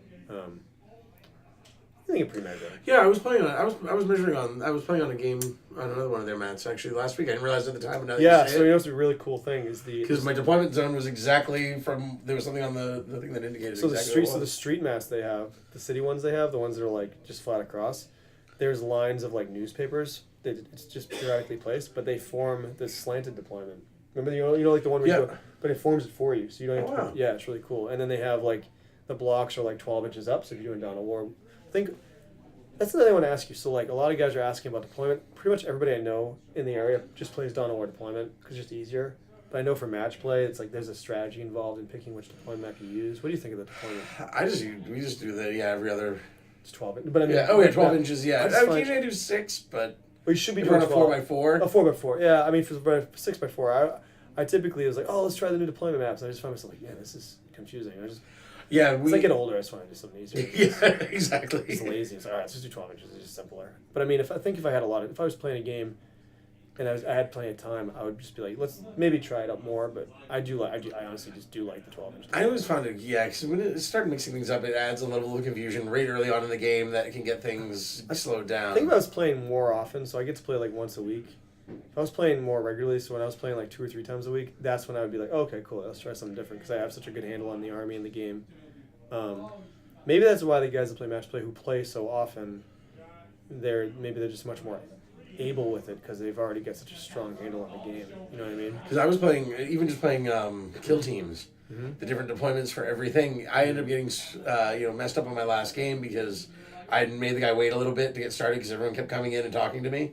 So I was delaying the game then. And we started to do our deployment, and then I realized that the board was faced the wrong direction. And I let it go because I didn't want to delay it anymore. Oh, no. But it really hurt me because I was playing Harlequins, and I kept missing my charges. Yeah. Harlequins missing charges is not supposed to happen. Bad news. But it was the distance of the board was supposed to be short. We were supposed to be playing short way across the board, and we were playing long way. And then also, like, Harlequin's missing a charge and being stuck out in the open is not good. Yep, and it kept happening over and over again. I want to go find out what's happening along Dan's back edge because we're the right there where the Demon Prince is. Yep. He's in combat. Looks like there's still a few intercessors left. Let me double check that. We'll be right back. For the same reason we also go to eat, even though he technically didn't win, it's fine to sit there and play it out. Right. No one wants to sit there and try to play out and having all the permits play in, and he immediately takes Okay. the fight So they're still working on the fight phase. Yeah, I think Dan's definitely in danger of losing that center objective. Those are the two foul blighters. Yeah. The foul spawn against the flamers. Okay, The spitters. ooh. So he's in big trouble there. The problem is that Knight is not going to be in a position now because he's going to have 3 more battle rounds with that Knight. He's kind of in a position where he's going to have to go forward and challenge for those objectives. So like the Poxwalkers are behind him, the cultists are there. I wonder if he can chew through that many guys fast enough. Now, what will we have? What will we have to do to contribute to his overall objective for the game? So for he, the I mean, campaign. for this. Yeah. So I mean, the way anybody like advances, it's all narrative driven. So like, even if you lose the game, if you find That's what I was trying to say. Yeah. What would he? Could you hypothesize some of the things that he would? Yeah, have to sure. Do to, So let's go 2 ways. Let's say there's 3 results here. So it could be a draw, a win, or a loss, right? So if the Imperials win, let's just say the Imperials win this game and they're able to hold off the attempted Nurgle infestation of the food depot. Right? and as long as he kills one plague marine. Well, you know what's funny? There's actually no plague marines in this list. No, you stay there. I'm good. So like, there's no plague marines in this list. It's Okay. actually not a single plague marine. Oh, I thought the guys with the flamers were plague marines. Did he just kill the knight? I believe he did. Is that knight dead? So You want me to check? Yeah, can you find out what happened? Yeah. Don't ask if he's dead because that might be Let's see what happened with her. So when I walked by, he was advancing it. He must have measured it. He's bringing it back to defend his objectives. Clever move. It just means he's not going to be shooting or charging for a turn. So this is the top of 3 then, or bottom of 3. Okay. Because the thing is, if you slide over the green bar, you can see a little better. There's a lot going on right where the green bar is basically. So that's where the Demon Prince is. All right. Well, let's move the green bar up. Could I that? See, that's why we pay the big bucks, man. Okay. So let's move the text with it. Oh, see, that's a smart move. Literally was like, oh, that's a nice call, Jack. So look what he did. That's a ballsy move by Dan. So he's foregoing shooting for a turn with his knight, just to get back and defend his back line. Because he's got a slight edge in points. It's really important that he doesn't lose those 2 objectives. And he has typhus down to 1 wound. Oh, he does. Yeah. Oh, okay. So I wonder if he. You know, what'd be useful? The Ultramarine chapter trait right now. So he just fall back and shoot. Whoop. Advanced. Yeah, it looks like he fell back. Yeah. So he's. I didn't want to drop because they were deep in. He's advancing. So okay. I was just saying, like, it'd be really useful to have the Ultramarine chapter tactic right now because you just fall back and shoot. He's got a lot of stuff in combat that can shoot. Yeah. Can the Knight Armigers fall back and they don't have the Titanic rule, do they? I don't think his armigers can't. Well, because one of his armigers right now is in combat, right? Yeah. So and then Two does of he them have are, another? actually. They both are. Oh, I can't see him. He's under that. The Armiger actually the Warblade got friggin' cleaved by typhus. Typhus, yeah. But typhus is down to 1 wound, so we'll see if. Oh. So that flank is just Typhus and the two Nurgle demon characters, and then the center one's the one that's dangerous with the Demon Prince. The Demon Prince is so the knight is there to deal with the. And that is a Demon gorgeous model, by the way. Prince. Oh, the Demon Prince. Yeah. He's like an old man with a cane. It's really cool. And so you have typhus over there. You have typhus plus his two of those Nurgle demon characters, right? Yep. And yep. then the Scrivener and the Herald. So here's the thing that's interesting is typhus is a huge boost to Poxwalkers. What is he? Is he in toughness 4? Yeah, I think he increases their strength and their toughness by 1, which is huge. and that makes them super effective. Yeah. But he has placed Typhus totally far away from them. So I guess if they're just holding that objective, that's fine. I think Typhus is that was a brilliant move by his part though, because look, it's basically forced Dan to rethink everything. Because if he doesn't bring Typhus there, that objective is scoring Dan D3 every turn for the whole game. Right? Yeah. There's nothing, and I'm pretty amazed by how quickly Dan was able to kill those plague bearers. I did not expect the plague bearers Yeah. to go away that fast. You know, high strength shooting, right? I mean, just A lot of it, You so. just have to do a lot of it. So you have, it's like just the old, force of saves. And Chris did a clever move. He played Warp Surge, which increased their invuln save by 1 too Oh, okay. for the first round of shooting. So like he was able to do as much as he could, but just the vast amount of shit. Because it looks like he has like 5 left. Yeah. So the knight's gonna fall back. It looks like. Yep.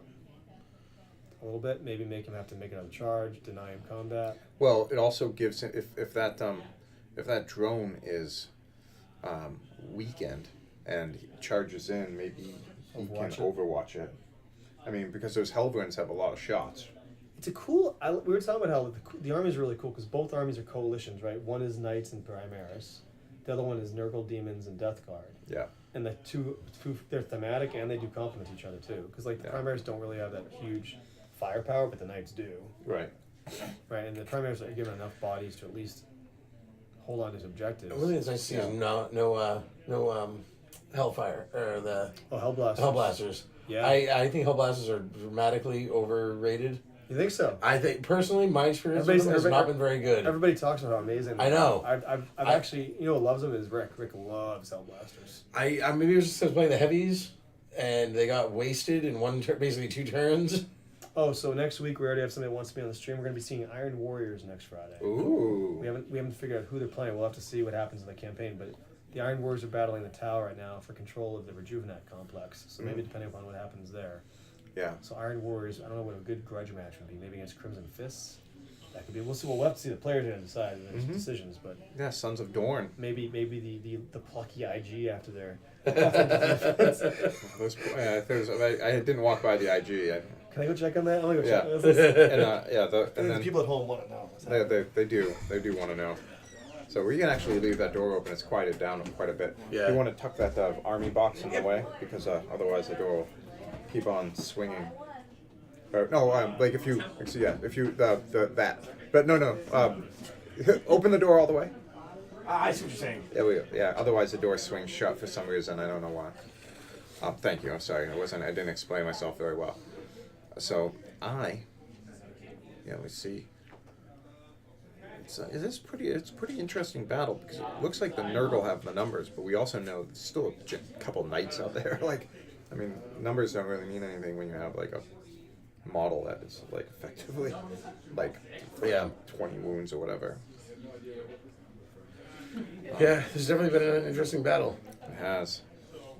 It's only 9:30. It's like crazy. It's like feels like we've been playing all night. It does. But we've Well, good time. yeah. So what army did you bring tonight? I brought Ember's Children. Oh, but you weren't able to get Yep. into a battle. Yep, I was a little bit late. I'm early by my standards, Oh, okay. but I was about 7 minutes late. Oh, 7 minutes late. That's not very late. They couldn't have worked you in. No, Brian offered, but I figured it was. Okay. I was okay. I have to admit my Chaos Sorcerer is not fully painted yet, so I would have felt a little guilty. If you look carefully, maybe some of the glue isn't dry on all of the Noise Marine arms. There might be some sprue marks where they were cut off the sprues very recently. That's good. Yeah, we've it's that's fine. But it's like very pink. It's a very pink and black army. Oh, there's some dice being rolled here. I got a little distracted by my Demon Prince. He ended up sucking up most of my painting time. Yeah, it is funny. Like I had these like high hopes today of I was like I'm gonna get in there. I got here like a little before 11, which is typical, and I had to paint more chalkboard paint on the walls on various parts of the walls. It's like okay, that'll take me like a little bit of time, and then clean up because I had left a bunch of from Wednesday night. Which is very unlike me. I left a bunch of unfinished painting out on the table. So I was like, okay, I got to set up a couple extra tables, got to set up some terrain, and then I was going to pull out my Realm of Battle. I'm like, I'm going to blow through one of these tiles so fast.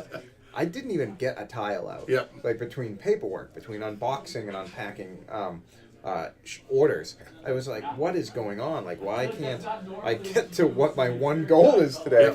Alas, but hopefully this weekend I'll... I had the same thing, basically. I woke Yeah. up early for an interview, had a phone interview, and if anyone's looking for an implementation engineer, Huh? if anyone's looking for an implementation engineer out there, Implementation yep, engineer. I can This do guy. that. Yep, that's me. He But, implements and engineers. Yep, So, I engineer implementations. nice. But a little plug.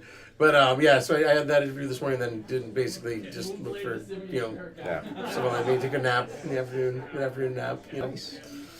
Did not get to painting or putting the assembly until a good 4 o'clock. Yeah. And then I realized I left my miniatures at home. Oh jeez. Oh jeez. And you were down at the Warhammer shop with Yep. Ryan, right? Yep. Yeah, that's one of our. That's like our outside of my personal store. It's my second favorite store, right? Yeah, Right? yeah, It's a good. it's a nice place. Ryan has been super helpful. When before we had access to stuff, he was the one that was ordering me stuff, setting it aside for me. He's when Night Vault came out, and I was running a Night Vault event at BolterCon. Which was a lot of fun. Yeah, he had we did Night Vault and Kill Team. He got me all these cool things. He like set aside 4 Night Vaults for me, gave me some extra dice. It's just like good stuff. So, just good stuff. So, let's see what's happening. Ooh, looks like is that everyone going into typhus? Yeah. Looked like it. Looks like everyone is hitting typhus, and I think you have to, right? You have to sell everything out to do that one wound, right? And to predict, if anything, to just predict that objective. Because if Typhus manages to get a good hit in, we saw what happened to that. Yeah. The Warglaive, yeah. Yeah, because that what is it? His life taker or whatever. What's the name of that weapon? The big scythe. Yeah, whatever it is. It has a specific name. All right, I got the first results are in. Oh, First results are in. You guys want to hear it? sure. It's not looking good for the IG battle. Oh, sorry. I'm gonna keep Oh, showing that. The IG is not going well for the IG. It's not going well for the IG. Not a lot of those. Not a lot of those plucky guys left. Not a lot. Magic school They got off buses. the bus. Yeah. So the Mechanicum were able to successfully defend the Manufactorum. Oh, Yeah, against the Tau. So okay.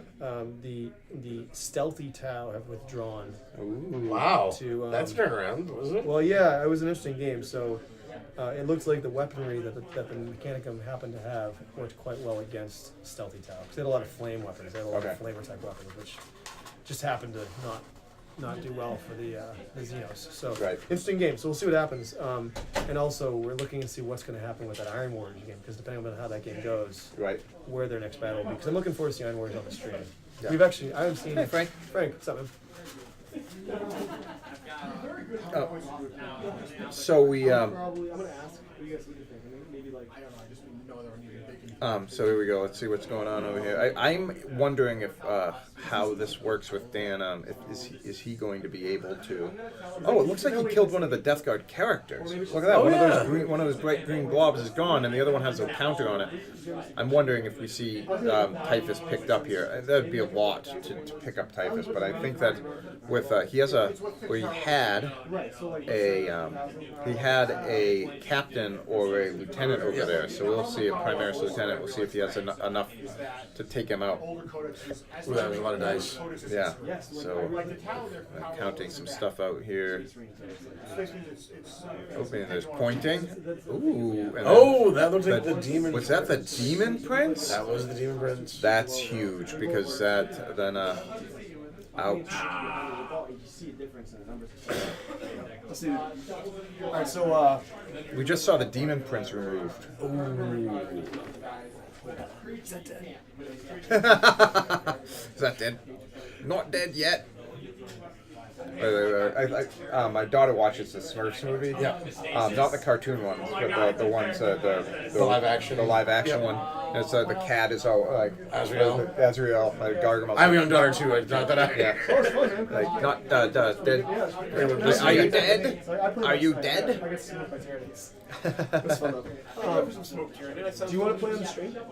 Sure. How much power? How many? Oh, so we're gonna do points. We're gonna move to points. Awesome. I'll shoot a text. How And many points so do you let's think see. it will I probably wonder be? if Typhus gets picked up here, then I would call that a gigantic win for Dan. Yeah. That puts a lot of pressure I made them 50 in my basement. Do 1750 list. So You'll be playing we'll Iron see. Warriors. If he loses his Demon Prince and Typhus in one turn, that would be huge. We for got the Dan. matchup. It's gonna be Tau versus Iron Warriors. Tau? Another No, Tau. sorry, Different- Admech. Sorry, Admech. Admech. Admech versus Iron Warriors That's next gonna be week. a doozy. A doozy. A doozy of a doozer? Especially if he has a lot of high AP, making those Iron Warriors Looking take forward to that. So what- subtract. Yeah. So we're gonna see where they choose to go, and then we'll have a brand new location. Because I don't think it's gonna be in the food depot. Some tells me the Iron Warriors and the Admech don't really care too much about food. No, but they could care a lot about those fortifications. Yes. The Yes. Oh, that was that newly painted, repainted terrain that you've been working Oh on. yeah, I could do the city. I could finish the city board. That could be. Some of the tiles you didn't get to. Yeah, the tiles I didn't get to today. I had these high. I was telling Chris I had these high hopes of like set up a table, paint some chalkboard paint. The chalkboard paint got done. The chalkboard paint did, and Which the was pretty tables cool, were by set the way. up. That's what And then I was going to take out my tiles for Cities of Death, Oh, those. and I was going to just like blast. Why don't we do through that it. Wednesday? Well, I'll do I'll it. be So, there. yeah, we'll do it some Wednesday. But I'm available to help on Sunday, by the way. If you're gonna do, you're doing Necromunda on Sunday, right? no, and this week is Underworlds. So come Oh, and play. come to that. Yeah, come to that. Yeah. He'll bring my Steel Hearts. What is it called? Steel Hearts Champions? Champions. Yeah, I haven't Yeah. played in like almost. Is that Typhus is gone? Is Typhus gone? Oh no. Oh, Be a huge upset for the. that would be huge for the that would be huge for the loyalists. So that's pretty big because that takes that there's really nothing else that can really It's going to come down to the D3 rolls. So they're each controlling 3 still. right. I mean, he's only down 1, so Chris Oh, yeah. could still very easily just pull ahead if Dan rolls 3 1s That's true. for those D3s and he rolls 3 5s. It's, Yeah, if he had dice with only 1s and 2s, that would be really Can we talk a detrimental. little more about that? Or 2s and while- 4s. Even 2s and so 4s they're can going through. be They're, more go, solid. they're going through battle round 3, the bottom of battle round 3. So match play, Jack. Yes. I feel like I want to see what you guys think of this. I feel like GW is doing everything they can to make match play as good an experience as possible. Yes. Is the community at large going to be able to match that effort and do their part to make the experience as best as they can? My belief is this: Games Workshop has to work so hard because the community doesn't do it itself. Yep. So They had their chance. Games Workshop stepped away from the tournament scene for a long time, a good chunk of time, because people were playing in a way that they didn't like, that wasn't reflective of the way they wanted the game played. So then they released Age of Sigmar, and then The Wild West before the General's Handbook. the Wild West, and people, That's how it's described by a lot of the AOS guys. and people, I think you saw then that there are a lot of people, and myself included, like a lot of people included, there are a lot of people that need direction. And without A direction, little structure. structure. And so, and then with the match play and the what's it called? So you have match play, Narrative and open, right? It gives you, right? But the other thing is that they've embraced the fact that they need to keep up with it, Yeah, they right? do. With the They put a General's lot of effort in. They Handbook put a lot of effort in. and the annual Campaign books. Yeah, the campaign books, How the about the- annual facts. How about the fact that they actually have an external playtester group that expands, and they actively look for people They do. that play a lot of Warhammer that they know, that they can Yeah. trust, and they take their feedback So- very seriously. So here's the thing that I mean, when so people like, their Games Workshop's on whatever website you're on. Yep. So if you're on like Daka or Warseer or whatever, right? A Games Workshop person is there. Or Facebook especially now. Facebook Yeah. has become such a huge thing. And they are going to, like, if they think that you're playing the game in a way that fits with their mentality, Yep. they might reach out to you for playtesting. Not, they might just reach out and say hi. I Yeah. mean, there are a lot of people that we know collectively that have minor relationships, like, connections with people Sure. like Games Workshop. Sure. I mean, people that know John Blanche. How about the community team? I mean, the community Community team. team. So the community team has gotten really big, Yes. right? Which means more people know people in the community team, and they can actually connect and give feedback. And like this, so this stuff that we're doing tonight, this is all going to go to the community team. Like all the stuff we're doing, Yeah. because of people we know, you know, Right. they can try to help. Because I think this value in like being able to like get these guys. Because the thing is like, it's really hard to find in my opinion, I think it's been very difficult. I cannot remember a time where you could find a narrative play event in New England Right. to show up and play against fully painted armies, on fully painted tables, not worrying about getting your teeth kicked in, Right. and having a grand old time. And there's like 20-some people there hanging out and playing. Yeah. For just a narrative event, not Yeah, a big that's- match play commitment. You're not there for 3 games over the course of an entire day, Nope. and that's for some people that's just not easy to get the wife pass for the whole day. It's not easy. Well, that's the thing. Like when you, one of the things that you realize as you get older and you have more commitments is, like, that 4 hours, that 6 hours Value that. is valued. So if you come somewhere and you have a crappy time, Yeah. right? I'm at 17. He's at 16. It's a, that's a big deal. You know, that's a big deal. Those hours, and that time commitment. And so, I just think that ensuring that people enjoy it. I mean, that's part of the responsibility of a store owner. It's part of the responsibility of a team, like people that are, Games Workshop included. I think that they start for the first time in a long time, right? Like, it feels like they've really stepped up and embraced the fact that they have a role in the community. For a long time under Kirby, it felt like they just stepped away from. I was away from it during those horrible dark days. Yeah, they just stepped away. And look, they've always been producing amazing models. But I think what we're discovering is you can produce amazing models and be connected to the community, and it grows. Like, even the news of the price hikes for start collecting boxes and paints, it goes over easier because they were the first ones to say it. I didn't hear a groan out there when you mentioned it. No one really groaned. No one complained. Interesting game. So. Very interesting game. So, we just updated so Death Guard are at 16 and Primaris are at 17. Yeah, so this is a big turn. So I think if those two Blight Spawn near that objective with the spitters, Yep. I think what's going to be interesting is what Dan chooses to deal with here. So, like, by the way, those Plague Bearers, that was 1 round to shoot after that way. Wow.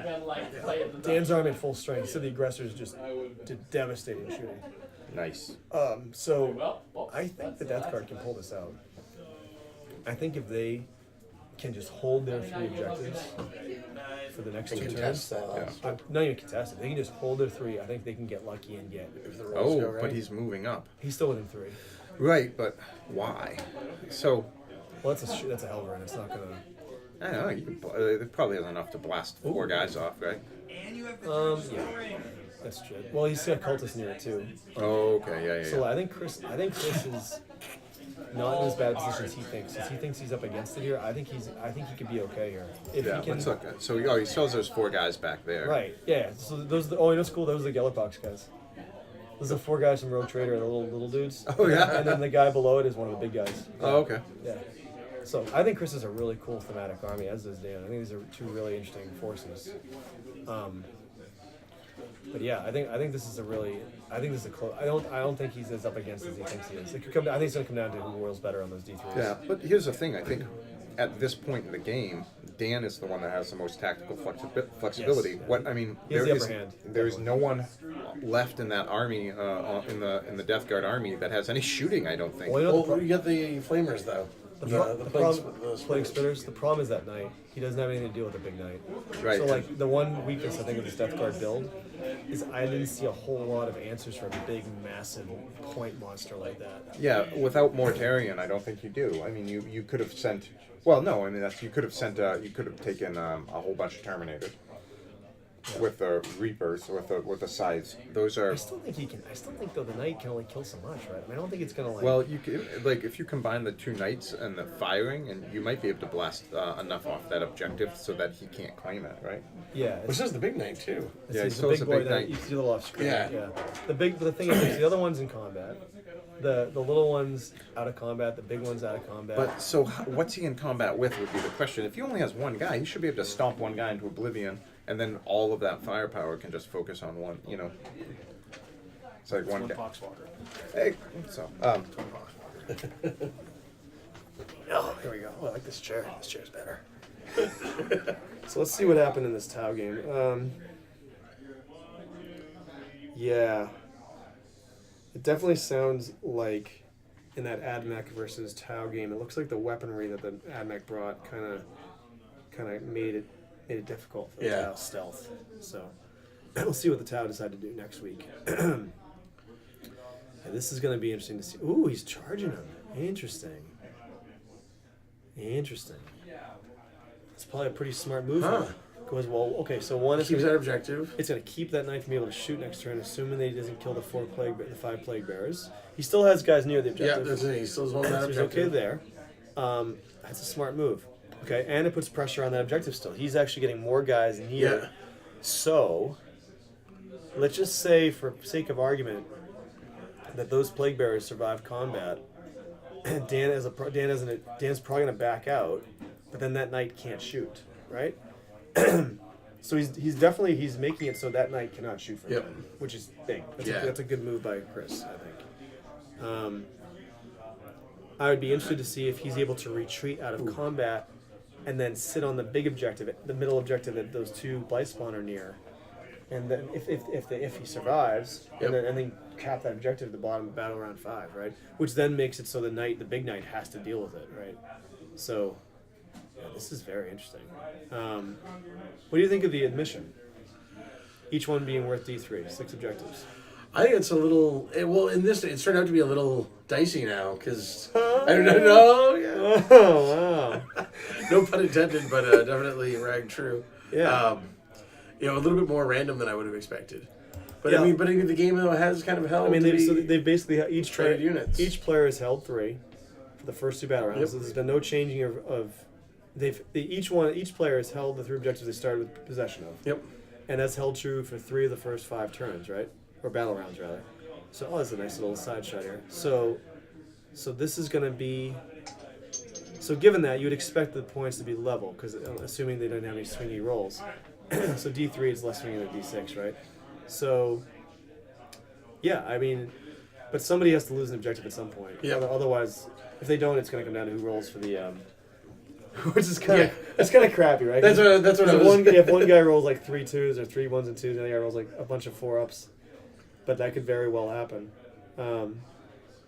It kind of comes to that decision that Dan did of bringing the Inceptors down close to his own battle line, so they get benefits of the captain and the lieutenant.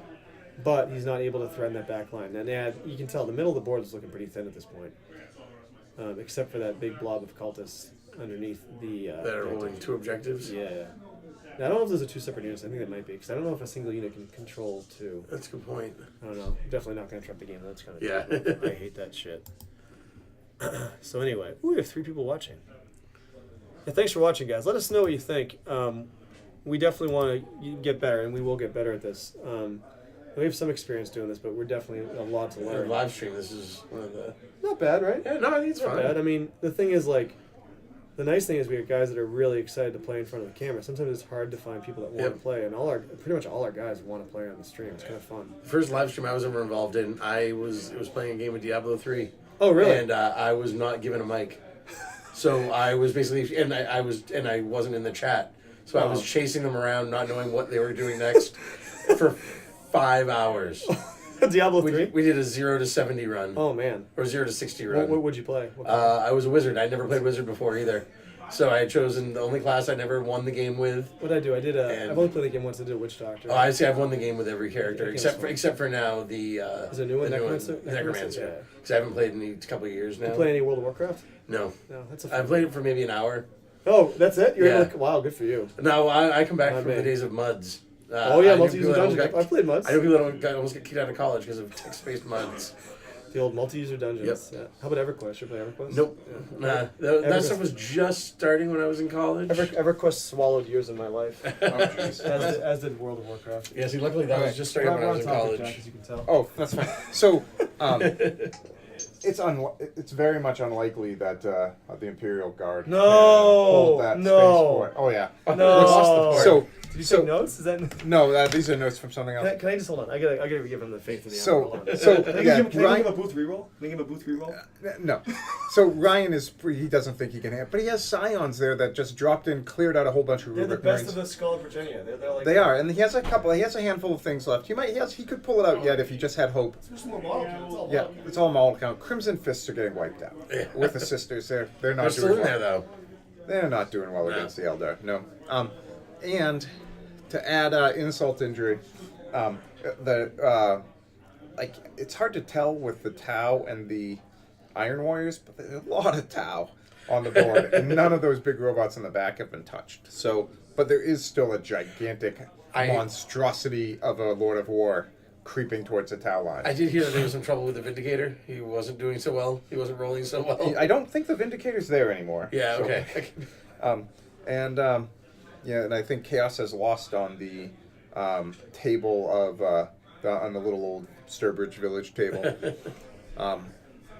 So, the night is moving about. Just trying to. Let me think. What else is happening out there? Orcs versus Death Watch. The Death Watch have been surrounded Oh really? by the orcs, actually. So the orcs are getting revenge for the Emperor's children. It looks like the orcs are going to be able to pull out the day. Ooh, the orcs are gonna fight off the Death Watch. They could very Wow. well, yeah. The So much IG, for the the, IG are not holding that landing. So there's the guy that looks like a policeman holding it. One of those IG that looks like a cop. Yeah. And then there's his Lord Castellan, a ruined Torox, and a Chimera. And then the Scions drop behind the Zinchian horde. Really? But unfortunately, that's not helping that model count on that landing pad. No. But we'll see. We'll see what happens. Looking at we have another table game over. We have the Tau did defeat indeed the Chaos Space Marines in the resort town. In Santa's Village. In Santa's Village, also known as Sturbridge Village. What's Dan doing here? He is moving. He's going after that other blob of cultists. So I thought this was a cool move that Chris brought those plague bears to charge at Elverin. Mm-hmm. Keeps Elverin from shooting, right? So he can't back out and shoot. He's not Titanic. Okay. So it effectively makes it so he has to back out and then lose a round of shooting. And then it also brings more models near that objective, because now he has 7 models near that objective, whereas Dan only has like 2. Oh, okay. But he has within 3. Within right? 3, but he can retreat out at the top Yeah, but- battle on 5. That's true, but if he has to. If you retreat, you have to be further away from models, right? And Yep. with Dan's models there, like I think, but he's just has to go to left. I mean, they can right. retreat But would he have to be further away from all enemies, or just the one that he's connected with? just when he's connected But with. and he has to stay at least an inch away from. And inch away from any Yeah, enemy you can model. definitely, because he can move those plates. But Dan, remember, gets the chance to move Right. before. So this is where going first might be a bad thing. Yeah. Right, because like we talked a little bit about that at the start of the game, where like in a game where each one's worth D3 at the end of a battle round, going second is kind of, I think it's a big Yeah. advantage. Yeah. But I think he did the right thing, because Dan's shooting. If Dan had an extra round of shooting before he got into combat, that probably would have been it. Yeah, but he did. But now, I mean, so if this is one squad, it can't hold both objectives, can it? No, but I don't want to stop him, because I don't want to be that guy. Yeah. You know that you really can't do that with those. I don't want to be that guy. Yeah. Yeah. So it is what it is. It is what it is. Makes for a better game anyway. Unless it is two squads. Yeah, and I don't like interrupting games. Yeah. It's not like a freaking Grand Prix or anything. Yeah. So as long as everybody's having fun. Going to be neckbeardy. No. The last thing I want to do is come in like, actually, rules lawyering. Is Yeah, there anything worse yeah. than, is there anything, that's another universal Or you know what you could do? Yeah, so let's talk about that. Peeves, right? Guys that stand, or girls that stand near the table and rules lawyer. Somebody else playing. Is that not one of the most obnoxious things on the planet Earth? The only thing I can think of that can be more obnoxious is the person who Hello, Dad. can parrot, who can parrot how to paint, Yeah. but don't actually paint themselves. Yeah. Ramon, thank you, sir. You Victory, need the victory points for the game? no. Victory for the Tau? Yeah, just put victory for Cool. Farsight. So Farsight won the day. Let me know when you want to play in the stream. By the way, when your stuff's fully painted, because we're doing it right now. We're doing a recording. We're check it out. It's pretty cool. No, it's okay. You don't have to. It's all right. Because I'm a little bit picky when I'm painting my own It's okay. stuff. As you can see. You see this Commander's. Commander's gorgeous. Oh no, I didn't actually. Go check it out. It's gorgeous. It's beautiful. Come on. It's beautiful. You want to see that? Yeah, definitely. All right, so Chris is taking a break for a second. Tau defeated the Chaos Space Marines in the battle for the Rejuvenate Complex. Sorry, no, I lied. It's the Imperial Resort Town. Yeah. All right, so this is bottom of 4. Dan is trying to determine what to do with his big knight, it looks like. Where to move it. And it also looks like one of those 2 Blight Spawn got murdered. He's just shooting, sorry. He's deciding what to shoot at. So we'll see what happens here. Yeah. One cool thing about watching people play like this, it's really inspiring in terms of hobbies. So I want to see if I can get a better shot of these 2 armies. Yeah, it's still kind of far away, but you can kind of see better a view of the models. I mean, no, come join us, man. Come join us. Are you still playing? Oh, when you're done, come join us. I'm dying. When you're done, come join us. So that was just the IG general, Ryan.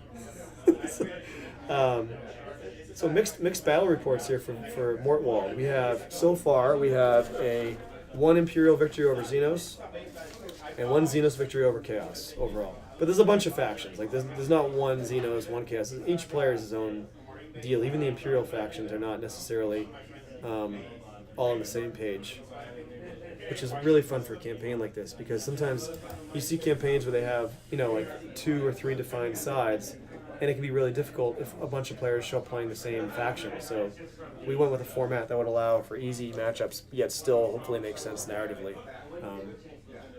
It'll be very interesting to see how it plays out with the map and where the players decide to go with their forces after tonight. So we're very excited, the Gaming Club, to see where this campaign goes and how successful it hopefully is. But people seem very enjoying themselves tonight, so that's a win. That is a W. So I'm gonna find out. What stream. What? I'll be right back.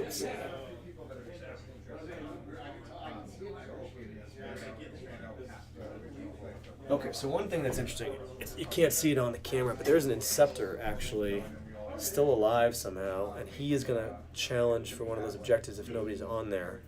So, hey. You can't shoot into combat, can you? Nope. No. You can't see it on this camera either. Alright, so anyway, there's not a lot left on the board. Well, that's not true. There's certain units that have been devastated, but there's still, let's go over what's still alive. So for the Imperials, you have a squad of intercessors on the left. You have the Knight Preceptor from left to right. You have a Knight Helverin, and you have a small squad.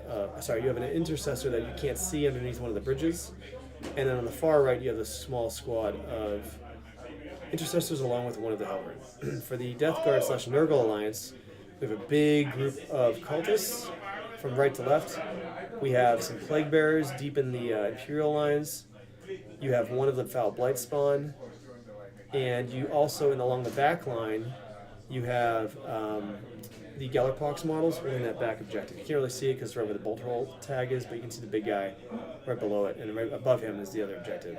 One of the things we need to do is make the interface able to see the whole board. We're going to fix that after tonight. I think the first thing I do before I leave is adjust this camera and hopefully have a full view of the table while not sacrificing the quality of the video. Now, by the way, if you're watching us and you want to play, come on down next Friday. There's no cover charge. There's no fee. Just show up and play. It's real simple. And you're guaranteed a game, no matter what. So as long as you show up and you want to get a game in, you will get a game in. There's no worry about it. As long as you're here at 7 o'clock. And if you're planning on getting here a little later, just let us know, and we'll do our best to maybe set up a later game. We want to make sure people that want to play narrative play have an opportunity to do so. We want to make sure that's just something that's available to people, because it's hard to find narrative play events, at least in this area. I find it very difficult. So that's going to be something that we try to do regularly here, and I'll make sure that any organized play I do will be narratively based. I don't really tend to enjoy match play, and I don't really enjoy organizing it, so that's basically where I'll be going, is narrative play. There's plenty of places, and they will be doing match play events here. That's more Jack's bag will be doing that. Yeah, Friday night, you're looking for some place to play, come on down. You can, if you like to play on the stream, you're more than welcome to do so. We're always looking to get people on here and enjoy themselves. So, all right, let me see where Dan's at right now.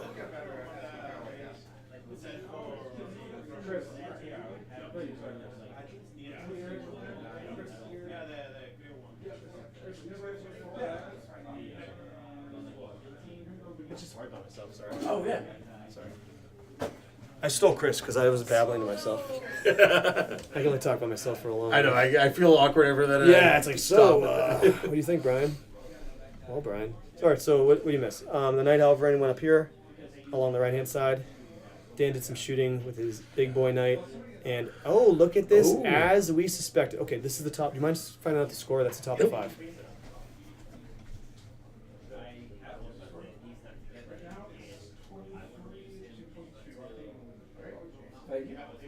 $22, $23.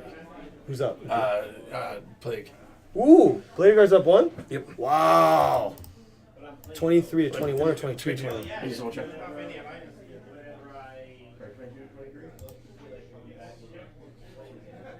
Wow. Okay then. So 23 Death Guard, 22 Imperial. So as suspected, I thought he would be able to hold on to them. So I think that might be me. Yeah. So 22. What a game, man. Oh, okay. What a game. So Night, everyone, night, nice to night. meet you. I'm gonna see you next week. So, wow. Okay, so if Chris can, Chris might be able to grab this objective, man. Yep. If they can hold out against that knight, that could be it, and it might come down as we suspected. It might come down to that last. Well, I'll tell you what. If Chris is able to take this objective, Yep. he wins the game. If he's holding 4 and Dan's holding 2, he's gonna win this game. What a game, man. Yep. What do you think of, like, people that want to play narrative play that don't really know if it's pretty easy just to make your own mission up, right? I think so. Yeah. I mean, we just made up like 7 missions on the fly like that. Yep. And it's not that hard, right? So don't be afraid to make up your own mission. I mean, this is really simple. 6 objectives, D3 piece at the end of each. The biggest thing is just come up with an excuse for your guys to be there. Just, Yeah. and don't be self-conscious about it. Right, and like this isn't really a narrative mission. I mean, it's kind of gamesy, but there's a reason why they're there, right? Like you said, like the Death Guard are trying to pollute the food source.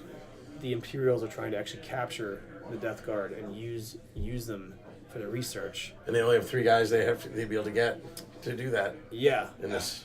yeah. So yeah, you're right. Yeah.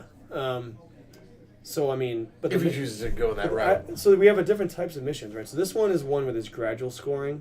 There's other missions going on where it's an instant win. So like the Orc one, the Death Watch just have to kill the general, and they win. The Orcs just have to the general to survive, war boss, and they win. So it's like it could end really quickly if Death Watch do their job. It could drag out if the Orcs are able to hold on. And the others, VPs are scored at the very end of the victory conditions who holds a certain spot at the end of a game. So as long as you have like a variety of types of win conditions, right? I guess the one piece of advice I would give is that you don't. Okay, so we're at the bottom of 4 or 5, but this is it. This is the bottom of 5. So I'm gonna watch this, Chris, just for a second and see what they're doing.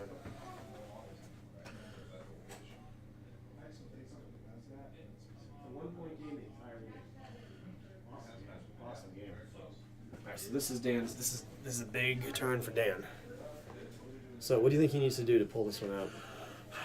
I don't know. It's What does he have to? I think he has to kill these 5 he's guys. got to get rid of those guys. That's definite. And then he has to hope he rolls better than Chris. Yeah. Because I don't think he can. He definitely can't. Unless he's- either of them can. Well, I don't know what the ranges of. I don't think he has the firepower to blast off the board those neural guys. Oh, actually, the Helverin probably does. Is it the Helverin? I always get them. I honestly, if I'm not gone against the smaller knights enough, I know They that are very shooty. So, like, he the could- one build of them is. the problem is he has to make sure he gets rid of those plague bearers, right? And if Chris rolls really well for rolls. He's got that knight right there, though. The big knight. Yeah, he's gonna go for it. So he's within 3 of that objective. It looks like. Can that hold an objective? Sure can, but he has to make sure he's not going to be able to kill enough of these models. Oh no, you're fine. You're fine. So what a game, huh? What a game. Yeah. Knife's edge. So do you think he'll be able to secure this objective and hopefully outroll Chris, or do you think he's not going to be able to kill off these 5 plague bearers? I mean, he has he has 2 knights. The problem is, there's a character here that he can't target so long as these guys are alive. You know? So, being summoned by the Death Watch. Shuffle. So the Helverin are. I don't want a chainsaw. It looks like the Helverin might be trying to blast that cultist block off the board and deny Chris Bradley 2 D3 VPs. Yep. Do you think that's what he's trying to do? I think that's what he's going to try to do. But no, does he have anything underneath the logo? He has an Inceptor over here. He has these 2 under- Knights Helverin. Under the logo, though, is there Under the anything on top logo of is the his building? third. Yeah, he still has 4 guys under the bolter hole. Oh, he does. Yep. So Okay, so this is secured, but this blob here, I think Dan's about to concede this one, and take that one. and and just deny these 2. I think he's gonna try to make them fail morale because those aren't poxwalkers, right? Those are cultists. Or those, I don't know. I think they're poxwalkers. oh, they're not going anywhere then. Never mind. If those are poxwalkers, then I don't think that's gonna happen. I think he did a nice conversion with some zombies. That was looking at him earlier. Those are definitely pox. Was poxwalk? I think those are poxwalkers. If that's the case, they're not going anywhere. So there's 2 squads. There's a squad of poxwalkers, which Oh. is on the yellow, and a squad of cultists in the back. Oh, So okay. he's gonna Those shoot. are Off, two of so them, he's too. gonna shoot off those cultists, which will mean he'll only get one of those 2. Possibly, but I do think so. Dan, there's He's a knight conceding that, right? and 4 space marines, right? But the problem is, he's gonna have to shoot at. He's gonna have to shoot these first, Yep. right? So you're gonna have to. So this is if you have a knight and you have 4 space marines, Intercessors, short range, rapid fire, right? Okay. So, and bolter they're drill. just- So then they have bolter drill because they're using Imperial Fist, chapter tactics. So they're basically, like those, If they can kill those plague bearers, he's okay. right? Because he needs this thing to be able to shoot and at the if- guy. And here's the thing: if the knight, because you advance in the shooting phase, right? So Yep. if that knight is able to kill most of them, and then they advance, then suddenly and they get a good roll, suddenly they are, closer to the objective and with He more can models. he can just wipe out the plague bearers is shooting and charge the.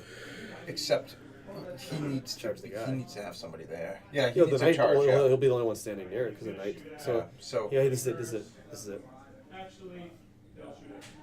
Good idea, Dan. So the intercessors are going to shoot them first. yeah. This is quite a game, huh? Mm. 2 really good players. Yeah. These 2 guys. I'm learning a lot, actually, just watching. These two guys are really good. So Chris, just to give you an idea, Chris won the old Ard Boys tournament, not the Ard, but the actual GW Ard Boys tournaments. He used to win those. Oh, wow. Yeah, which is those are tough. Those are like the old 3,000 point 40K, brutal. He used to win those. Chris is a really good player, as is Dan. They're both really good players. So it's fun watching these guys play. Ooh. So he's got 1. Okay, now he only killed 1 of the intercessors. Yeah, so I think. That's all you need. Yeah, Just this whittle them down. I think he needs to. He could multi-charge. He could multi-charge if he doesn't kill the plague bearers off. Might have to. Yeah. Oh, looks like he's shooting at plague bearers from another source, Yeah. Oh, can those guys on the far side reach? and it looks like that's what he's measuring. So. Oh, I made us feel no pain. Oh, the disgustingly resilient set. Yeah.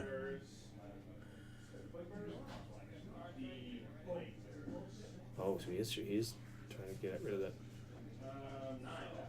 So this is going to be. So the big boy knight has not shot yet. The Helverin, the first Helverin, is shooting at the plague bearers. It'll be interesting to see if these plague bearers can hold on. Because if they can, then Dan is in really big trouble. I thought he was going to shoot off the cultists. Yep. Because then that would. Oh man, that's it. Wow. I could cut up for which side I was rooting for a minute. Yeah, I think so. You got one of them. He should have 2 left or 3 left. 3 left. So this is getting close. Yeah. Man, oh man, oh man. So, yeah, if Bradley holds this objective, then Dan's up Shit's Creek, I think. Unless he just outrolls him. I don't. Yeah. Dan has to make sure he gets this objective, right? So, interesting game. So there's 3 plague bearers left on the objective. Yeah. It's big boy knight hasn't fired. So if you look at there's the Helverin? Helverin up in the top right Oh. corner. Yeah. He did blast away, killed a bunch of cultists. How many? 3 are knocked Yeah, down. it's It's not not going to be enough. it's not gonna be But enough. if they on the off chance they fail, because there are no leaders around there. Morale's so- 5. yeah. Or 6 they have sergeant. So 6, it's gonna be tough for him to. Not enough to take it down to the unit. Right. I was expecting both Helverin to shoot at the cultist unit, but he actually fired the Helverin at the plague bearers. We had to. Yeah. The Helverin is limited because it only hits on 5+ now because it's Oh, been it's beat been up. beat up. Ah, Oh, okay. okay. That makes sense. I was wondering why it only did. But if you're the knight, I feel like you have He should to be able. charge. He should be able to clear out those remainders. He should be able to kill the. Although he ideally wants to shoot the plague bearers off and then just instantly focus all the melee attacks on the character. Yeah. The character is going to be able to stand and shoot with the flamer and auto hit, and I think it's like pretty nasty. I think that plague spitter. I don't know that. Can be, I think. Yeah. But what do you do? Do you declare the charge first with the? You have to declare. Well, With if you. the You have to charge declare- first with the Primaris. Oh, to eat up the. Yeah, you could. Taking a shot. Yeah, yeah. You'd have to make that charge. Oh, yeah. I totally forgot about the Primaris being close by. So he should, unless he fails that charge. But he still make This is where holding on to one command point for the end of the game for a reroll might be worth it. Because if Oh, look at this. Down two no. more. Oh, this is big.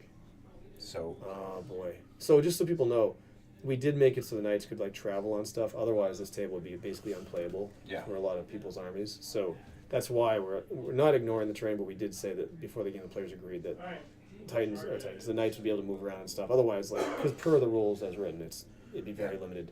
But then Space Marines. Oh yeah, that's true. Space Marines can walk through anything. because then it really limits what Yeah. it really limits what you can put on. We just want to make a cool looking table. It's fun to play on. I know it's not like, but as long as both players agree and they both yeah, that's a have fun. great table for Necromunda, like the way this is set up, Sure. like running around. And as long as stuff both like- players are cool with it for 40K, it's fine. And it works Yeah. just fine. I mean, this is a great game to watch. I'm sure So- both players are really enjoying this. It's a tight game. So, yeah, man, this is coming down to it. This is Yeah, coming I down think- to it. And it comes so the Death Guard took a lead by 1 point. Huh? Yeah. So what happened was each player has held their 3 objectives the entire game. There was a 2-point swing because he was down 1. He must have rolled better on the VPs. Right. Now, there's finally a threat to take an objective from somebody else. And if Dan doesn't hold his final objective, he's in trouble. Oh, he's charging in. Ooh, I don't know. That one's that's beat up though, isn't it? Well, yeah, it is, but you So draw let me ask you this: you draw the Poxwalkers, right? do you charge the intercessors? And if you get in, do you then charge the knight up top? It's pretty far away. So each of these blocks is 2 inches. So 2, 4, 6. Actually, it's about 7 inches If away your from that. intercessors get in, You just charge the knight up there, don't you? I think you should, right? Because then you can just do huge swaths of damage to those. All right, the knight just took some Poxwalkers. damage. The big boy knight just took some damage from Overwatch. Yeah, you let the knight charge in. Okay. So he went in there. Because otherwise the intercessors could get erased by the Right. Yeah, but cannon. Yeah, but knight's falling down. Is he okay? A little shaky. What's going on? What's up, dude? We are joined by the lovely Paul on the booze. How's it going? We're having fun. We're watching a great game. 23-22, bad guys over the good guys. Oh, Not really. I guess. Yeah. Death Guard's definitely bad guys. Yeah. How cool does this look on the camera? By the way, does it look pretty neat? it's a great setup. Here's the. We need more logos Okay. on there. We need more bulletins. We were talking More about branding? putting more branding. We were talking about putting a like a sports scroll because you can put an interlay where like you have like stuff. So yeah, I think the terrain should have little individual bolter holes. bolter hole symbols BH. on it. I think In dice. the dice. -4. This could be bad. That's. Well, so it doesn't matter at Death Guard because you're really waiting for that 5/6. Yeah, disgusting Save. resilient. Disgustingly I made quite a resilient. few of them. And Oh, that's right, it. that's it, that's That's the other one. and that's the last leader character, right? So last character. Yeah, but he's contesting the objective if he doesn't kill. So Jack, if he doesn't finish off that last plague bearer, that's contested. Because they each have one model, so nobody has it. Oh, you can still charge him with the... Oh, no. No, you he started already high did phase. his charge phase. Yep. Dude, that's a contested objective. I think Dan just made Well, it. that means it doesn't go to anyone, right? Right, Yeah. which is fine for Chris Bradley unless he's able Yeah. to. Oh, I thought you were like live talking. We are. Yeah. Well, we are. We're talking. It's all right. Come on in, man. Join us. Come on. Join us. We're not on I camera. don't know what I'm doing. We're not on camera. They're on No, I camera. don't care if you're a camera. I just want to start with We're just. I see it all constantly. I just think I don't know what this game is or how. That's all right. I actually rewatched some of my first stream that Jack and I did. Oh yeah. How bad that was. I did not know anything at all. Which game was It was it? Blood Bowl. It was you versus Oh, Pete. when I played Pete. Yeah. I was just going for it left and Yeah. right. And they're like, why is he going for it? He's just going for it. Yeah. Orcs usually are not known for their fancy footwork, but apparently they are. That's how I play Blood Bowl. I just ignore common theory and just actually do things I shouldn't be doing. It's way more fun because if you win, it's like it's epic. It's like, oh, I'm gonna go for it. Why? I'm just going for it. Why not? It's funny. Jack's convinced he'd never go for it. I'm a completely other school, as does every other like smart Blood Bowl player. But I'm like, nope, I'm going for it as much as possible. I think I'm gonna switch to orcs from Skaven Oh, dude, there's so much. because I've got an orc team ready to go. I'm ready to be painted, put So together. much fun. They're very forgiving. And I'll throw in some goblins. They're, send in so some goblins. they're forgiving, and like when stuff dies, you don't care because it's like your most expensive model is like 80 gold. As are the 2 trolls. I don't like the troll. Because the bone. No, the stupid rule sucks. Like, actually, you know It's what? only because you've never done it. I've used the I troll. thought you never successfully threw No, the you mean goblin. the throw it? Yeah. Well, okay. So like, yeah, if you have a troll, you can do the most epic move ever and throw the teammate. I've never successfully pulled it off and actually scored a touchdown. I've been able to do it, but I haven't been able to. All right, so sorry, I'm like not paying attention. Yeah, sorry. So got me distracted. This I'm guessing is the comp. Oh wait! How'd the plague bear die? Hold on. Oh, how did we miss that?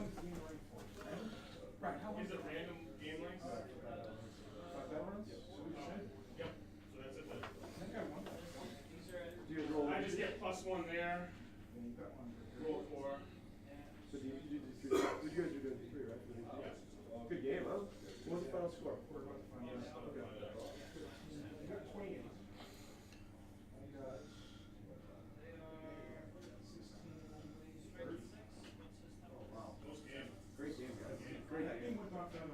You guys been talking for a few minutes? Why don't you guys both come in at the same time?